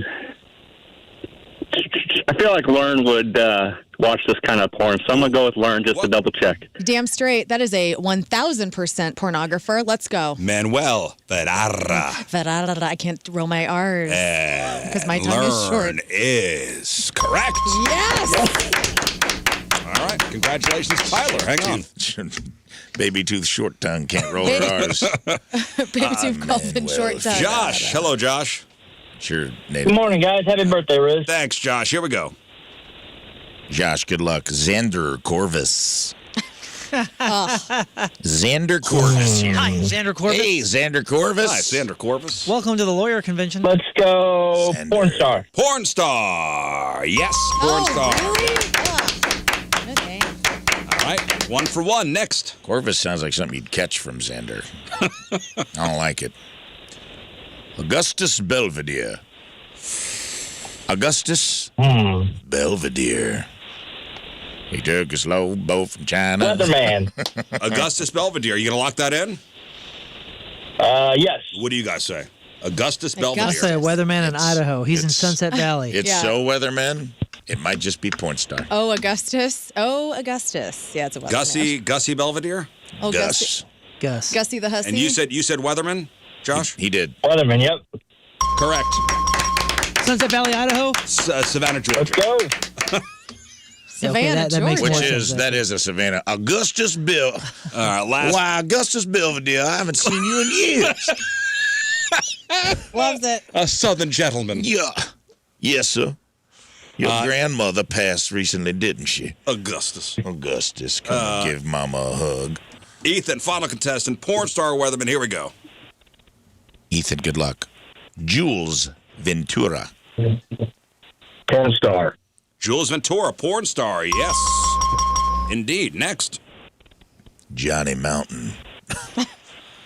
Weatherman. Whoa. Oh, I mean, Okay. pretty quick on both these. Johnny Mountain, you guys, what do you guys think? Johnny Mountain? Yeah, that's a porn star. Johnny Well, he said Weatherman. Well, I said porn star. You know, I'll go with the curveball. I think it might be a weatherman as well. Johnny Mountain is a very famous Weatherman. All right. All right, congratulations. Hey, Rafe. Yeah. Hey, Rafe, I want to let you know that you and Learn will love this. Sebastian Bach is coming to the Marion Convention Center. Ooh, well, he's also coming here, so. Oh, he is? Well, Pauly Shore and Marlon Wayans are going to be there, too. What? Wait, it's Sebastian Bach, Pauly Shore, and Marlon Wayans? Yeah, they started a band together. Whoa. I'm into that. They're at Marion. Okay. Okay. Where the hell's Marion? Marion's Marion, by Carbondale. Illinois? Way down by where we're from. That's On the same night? That's a hell of a trio, huh? Yeah. I'm going to look that up. When is Skid Sebastian Row Bach? who? When is Sebastian Bach coming here? I think it's like in October. It's coming up, I believe, at the factory. That's right down the street from my house. I know. Let me tell you. Let me tell you all about Meant it. to be. I would love to go to that. I would also love to go. I am a Sebastian Bach fan. Would you ever consider seeing him? He's got a great voice. Yeah, of course. He seems like a, Jesus Christ Superstar. I'm sorry, Family Arena with Quiet Riot and Great White. Well, that's 5 minutes go, from my house. dude. Let's go. Would you ever consider seeing Sebastian Bach? Dude, I bought Are a you great. serious? Come my on, man. first- Rudy Stars, though. First band tee was a great white T-shirt I bought at the DuQuoin State Fair, and it was a shark playing pool, like an airbrush shark playing pool, and then a lady's butt on the back. And my mom made me throw it away. It was awesome. All right, we got some news and sports to get to. I think it's Oh yeah. I think it's this button here. Yeah. Oh, yeah. We gonna do some news. And your news being sponsored by. STL Windows and Doors, the installers other installers trust. All right, everybody pay attention to these Paying next couple attention. stories, okay? If you're anything like me, the sound of that delivery truck is the highlight of my afternoon. Yay. I know. Right? Presents. You grab the box. Oh, Amazon's here. You grab the box, you bring it inside. It's got my name on it. You plop it on the kitchen table. I hate to be the bearer of bad news because experts are now saying we need to stop doing that immediately. It turns out those cardboard boxes aren't just holding, that new pizza cutter you ordered. Yeah. They might be carrying some very, very uninvited, very leggy guests. Cardboard is essentially a dream home for pests like roaches and spiders and silverfish. Mm-hmm. And here's why they're obsessed with your baggage. The corrugation factor. You know that wavy layer inside the cardboard? Right. Those little gaps are the perfect size for insects to hide and lay eggs. And cardboard is porous. It absorbs moisture and can grow tiny bits of mold and mildew, which is a gourmet meal for things like German roaches and book lice. German roaches. They come in here and say, yeah. Yeah, nice. Yeah. You having a strudel? Hans, look at this cardboard. This is nice. And It's so wet. The warmth trap, especially in the winter, bugs are looking for a way out of the cold warehouses, and your heated home is the ultimate upgrade. And that box is their private limo. Yeah. So you might think, oh, a heavily taped box is bug-proof, but experts say a perfectly sealed package basically doesn't exist. Between the warehouse and your porch, boxes get tossed, they get stacked, they get kicked. That creates tiny gaps in the tape. And I had ordered this special food for my cat Willow because he's got all these mental problems, and we have to have prescription dry food for this cat. Nice. And the bag came, and there was something like crawling in the bag. It sounded like at first I thought, okay, is it just the adjustment of the kibble like moving because I got it out of the box, or what? And then I opened it and I looked and there wasn't anything in there, but it sounded like someone was like scratching around in the kibble. Oh. And I still haven't found anything. And I'm just like, well, I guess this is another pet I have, is the whatever is in this. Scratching around. Yeah. That goes Almost like mouse right in the garbage. Sounds like a rodent. It's $60 dry food for a $60 cat. $60 food with a possible rodent inside, or send it back. Extra protein. I know. I'm like, he'll just eat it. He'll eat that too, I guess. So here's what you do now. You open boxes on the garage floor, on like a mudroom bench, somewhere you could easily wipe down with disinfectant. Never open boxes on your bed or the sofa or the carpet. Bugs can vanish into fabric before you even see them. Yeah. Don't let empty boxes sit in a corner for a week. Break them down. Get them to the recycling bin outside immediately. And keep an eye out for like tiny dark spots, which is droppings or shed skins when you're unpacking. My cats always will jump in the box too. Like there's a whole process. I got the Christina Applegate book yesterday. Came in the box, and then I have to put the box on the floor so the cats can like play in the box for a couple of days. Of course. So I figure if there's like a roach in there, or silverfish or whatnot, Clover will probably eat it. Isn't silverfish sounds so disgusting? Those things are so nasty too, man. They are nasty. And when you see them, Sounds like a 90s band. Silverfish, you think it's silver chair. Yeah. They are very flamboyant as a bug. Like very, show me what. I'm here. You never seen silverfish? Hello. They're a deep flamboyant? ocean creature that lives on land. They're always in my mop buckets because they like moisture. Ugh. Disgusting. Yeah, dude, they look awful. I don't. Oh, I know. Oh, those are so. You see them in bathtubs every once in a while. You'll see one. We used to have those in our tub when I lived in New York City. Yeah. Ugh. Mm-hmm. Ugh. This is the one thing I'm not. I don't think about stuff like that a lot. I'm not like a super big germaphobe or anything like that, to a degree. But I throw the cardboard out. Like I don't put it in the trash can, like in the receptacle. I just take it out, and put it in the yard. Well, I take it out in the dumpster. Throw it out. Oh, really? Or like the recycling dumpster in the alley. Look at you. You're now going to have your own garbage can. Can't wait, dude. You can have your own When are garbage you can. moving in? You can have a recycling can maybe and a this regular weekend. can. This weekend? Who knows, dude? It's nice out. It's going to be if this is the weekend. Things have arrived. The bathroom's done. The couch has arrived. There's a place for me to sleep. I need to do a deep clean. That's probably going to be this weekend's little ditty. Can I'm you gonna go in there and Tina do like an architectural design like tour of your house when you get it all set up? Because Like a give the cribs? people what they want. Yeah, like a cribs. And we were talking about that. We were on vacation with a contractor that has severe ADHD, and they flip homes. And he's like, I was like, you guys should come in and do just an ADHD contractor show where no project actually gets finished. We just Everything just starts. Yeah. And I'm like, there's just ladders and buckets all over my house, and you start one project and then you decide to rearrange a silverware drawer, and like it's just a never-ending show that no project ever gets completed. Well, I'd watch. I know. I'm like, people would watch it. I would watch it. if you need help, Scott's not far away. Hey, listen, if you start seeing more than one hitchhiker, on the box, or notice like, silverfish darting around, your pantry, please call a pest control place. A single German roach could start a colony pretty quickly. Yeah, man. Germans get on board with movements very easily. So careful. You get a German cockroach in there, dude. It does not take long for them to get a stranglehold on ideology. Yeah. There'll be one up there just pounding his fist going, we will take all of the cardboard. 9! This refrigerator is manifest destiny. We will no longer be angry with the fridge. We're good. The scourge of the... We will not tolerate the scourge of the dogs. All right. Hey, ever feel like, you're doing the speed limit on 70 and yet everybody's zooming past you like you're standing still? Not Learn, though, because she's like a speed demon, Dale Earnhardt. Well, Missouri lawmakers might be about to make those high speeds official. I know. I'm so excited. The Missouri Senate just gave the green light to a bill that would bump the speed limit in rural areas from 70 to 75. Let's go. It's a move that has people, it's got a move that's got people divided between it's about time and this is a safety nightmare. Yeah, I mean, you got to know how to drive fast. If you don't know how to drive fast, don't drive fast. But if you do know how to drive fast, this is a good thing. So the state senator who is sponsoring the bill, Jamie Berger, isn't just looking to get home faster. His logic is pretty straightforward. He says cars today are significantly safer and more advanced than they were when the old limits were set.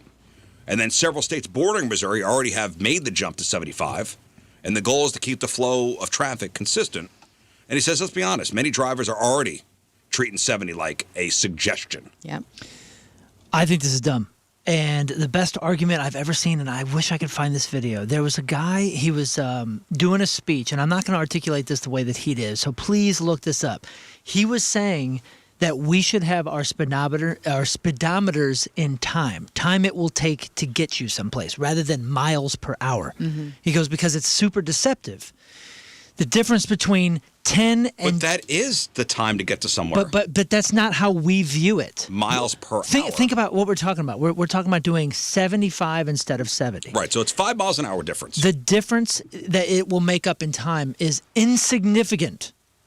But the increase in deadly accidents from 60 to 70 is monumental. Whereas is this the guy that says look at it as a clock? Yeah, he was like, if you put a clock on the thing. I saw that video. Dude, it's a brilliantly compelling argument that he made. And it's like a 20-minute speech, and he breaks it down. I know exactly what you're talking about. And wasn't it super compelling? It's very compelling. It was talking about... What's the clock? It was saying, like, instead of having watch it. See if we can find it. We'll put a link out to it. In measuring it in speed, we see like 70 is so much faster than 60. But in time saved, it isn't.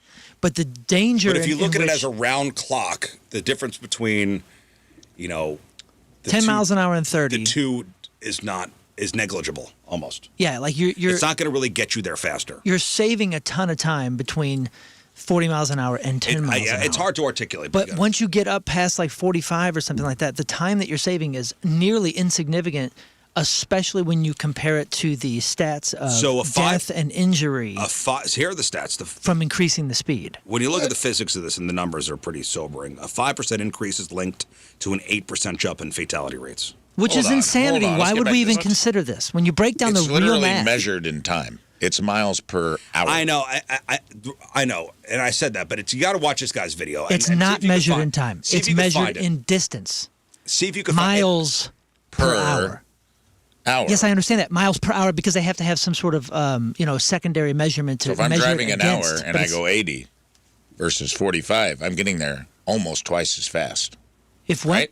80 to 40, sure. 80 to 40, yes, but 75 to 70 is nothing. Well, he said 45 to 70. Yeah, I thought you said after 45 is not a difference. Why do they want to do this? My bad. No. Like, what are the pro reasons for it? Let me say it again. No more confusing, everybody. Find the link. I'm fascinated by this. I know what you're saying. Dude, it's fascinating. It's one of the most brilliant things I've seen in the last 20 years. Let me lay it out again. Here's the pros. This is the senator who is pro raising from 70 to 75. Cars today are significantly safer and have more advanced than they were when the old limits were set. A couple states bordering us already have made the jump to 75, so the goal is to let the traffic be consistent. Yes. The flow. And he says people are already saying 70 miles an hour is a suggestion anyways, and they're going faster as it is. Right. Now, the cons, 5% increase. 5 mile an hour increase is linked to an 8% jump in fatality. Right. You'll need an extra 90 feet of road to come to a full stop compared to 70 miles an hour. Wow. And critics worry that if the sign says 75, the fast lane is going to naturally move up to 80 to 85. Of course. Yeah. And also, semi-trucks aren't going to get any faster out there. Yeah, that technology has. Well, and not everybody is thrilled about the perilous conditions on the interstate. Some residents point out, with the sheer number of massive semi-trucks on the road, increasing the speed just makes every lane change and merge a bit more dangerous. I wonder if they factor in self-driving cars that will self-limit to the technology. I mean, obviously, we're a far away from that where everybody has a self-driving car.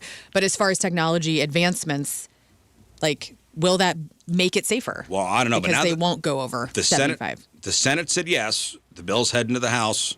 If it passes there, and the government, the governor's signature, those 70-mile-an-hour signs in rural areas will be a thing of the past. Speed kills, man. I'm very against this. Speed kills. Fact. Yeah, but are you going the speed limit every time? Are you driving the speed limit every time? Anytime someone repeats a question, the answer is usually no. No, of course not. But, I mean, what I do has no bearing to the actual facts. But you're saying speed kills, so do you speed? Oh, yeah, I speed sometimes. Sometimes I don't. Sometimes I find myself going too slow. So, I mean, I'm kind of varying. Do as I say, not as I do. So especially what's with the this difference car? between, you 70 and 75? Because once I'm going on an average probably 68 and a 60. If you raise that to 70, now I'm probably going on an average of 78 and a 70. And that's one of the arguments. They're going to go 80 to 85. And that's exactly what we do. Of course that's going to happen. do what we do. We are a creature of patterns. And also, I am a speed demon. I'm not saying I'm smart. This has I'm nothing an idiot. to do with me. I love to speed. I have a lot of tickets, and I like driving fast. I will get pulled over. I will lose my license. I'm an idiot. I do see this being not terrible in some place like Highway 36 where it's 4 lanes, and now it's basically an interstate, all the way across, and so it's pretty safe. There's no little roads turning left on the. I don't know. All this stuff. I got a teenage driver. I got one coming up pretty soon. Mm-hmm. I'm worried about all this stuff. Sure you are. You should be. And I am. I'm hyper sensitive to this kind of stuff. So. Well, yeah, what we do has nothing to do with this. It's just a matter of safety. The thing that's weird to me, though, is the Autobahn is one of the it's safer than American highways. According to statistics, lower fatality rates than U.S. interstates. Yeah, but no, people aren't flying like you think they are. It's just a law. But they don't have a speed limit. Yeah, but there's certain sections of it. Uh-huh. It's also a better governed place, and we're talking about on occasion somebody has a straightaway and they go out and test a car at 100 miles an hour. And it's the Germans. People aren't doing what you think they're doing. When we're told in 5th grade that there's a highway with no speed limit, you think I'm thinking everybody's going nothing but speed racer out there. Listen. Well, Mike, I would be curious because I would make the argument that speed differential kills.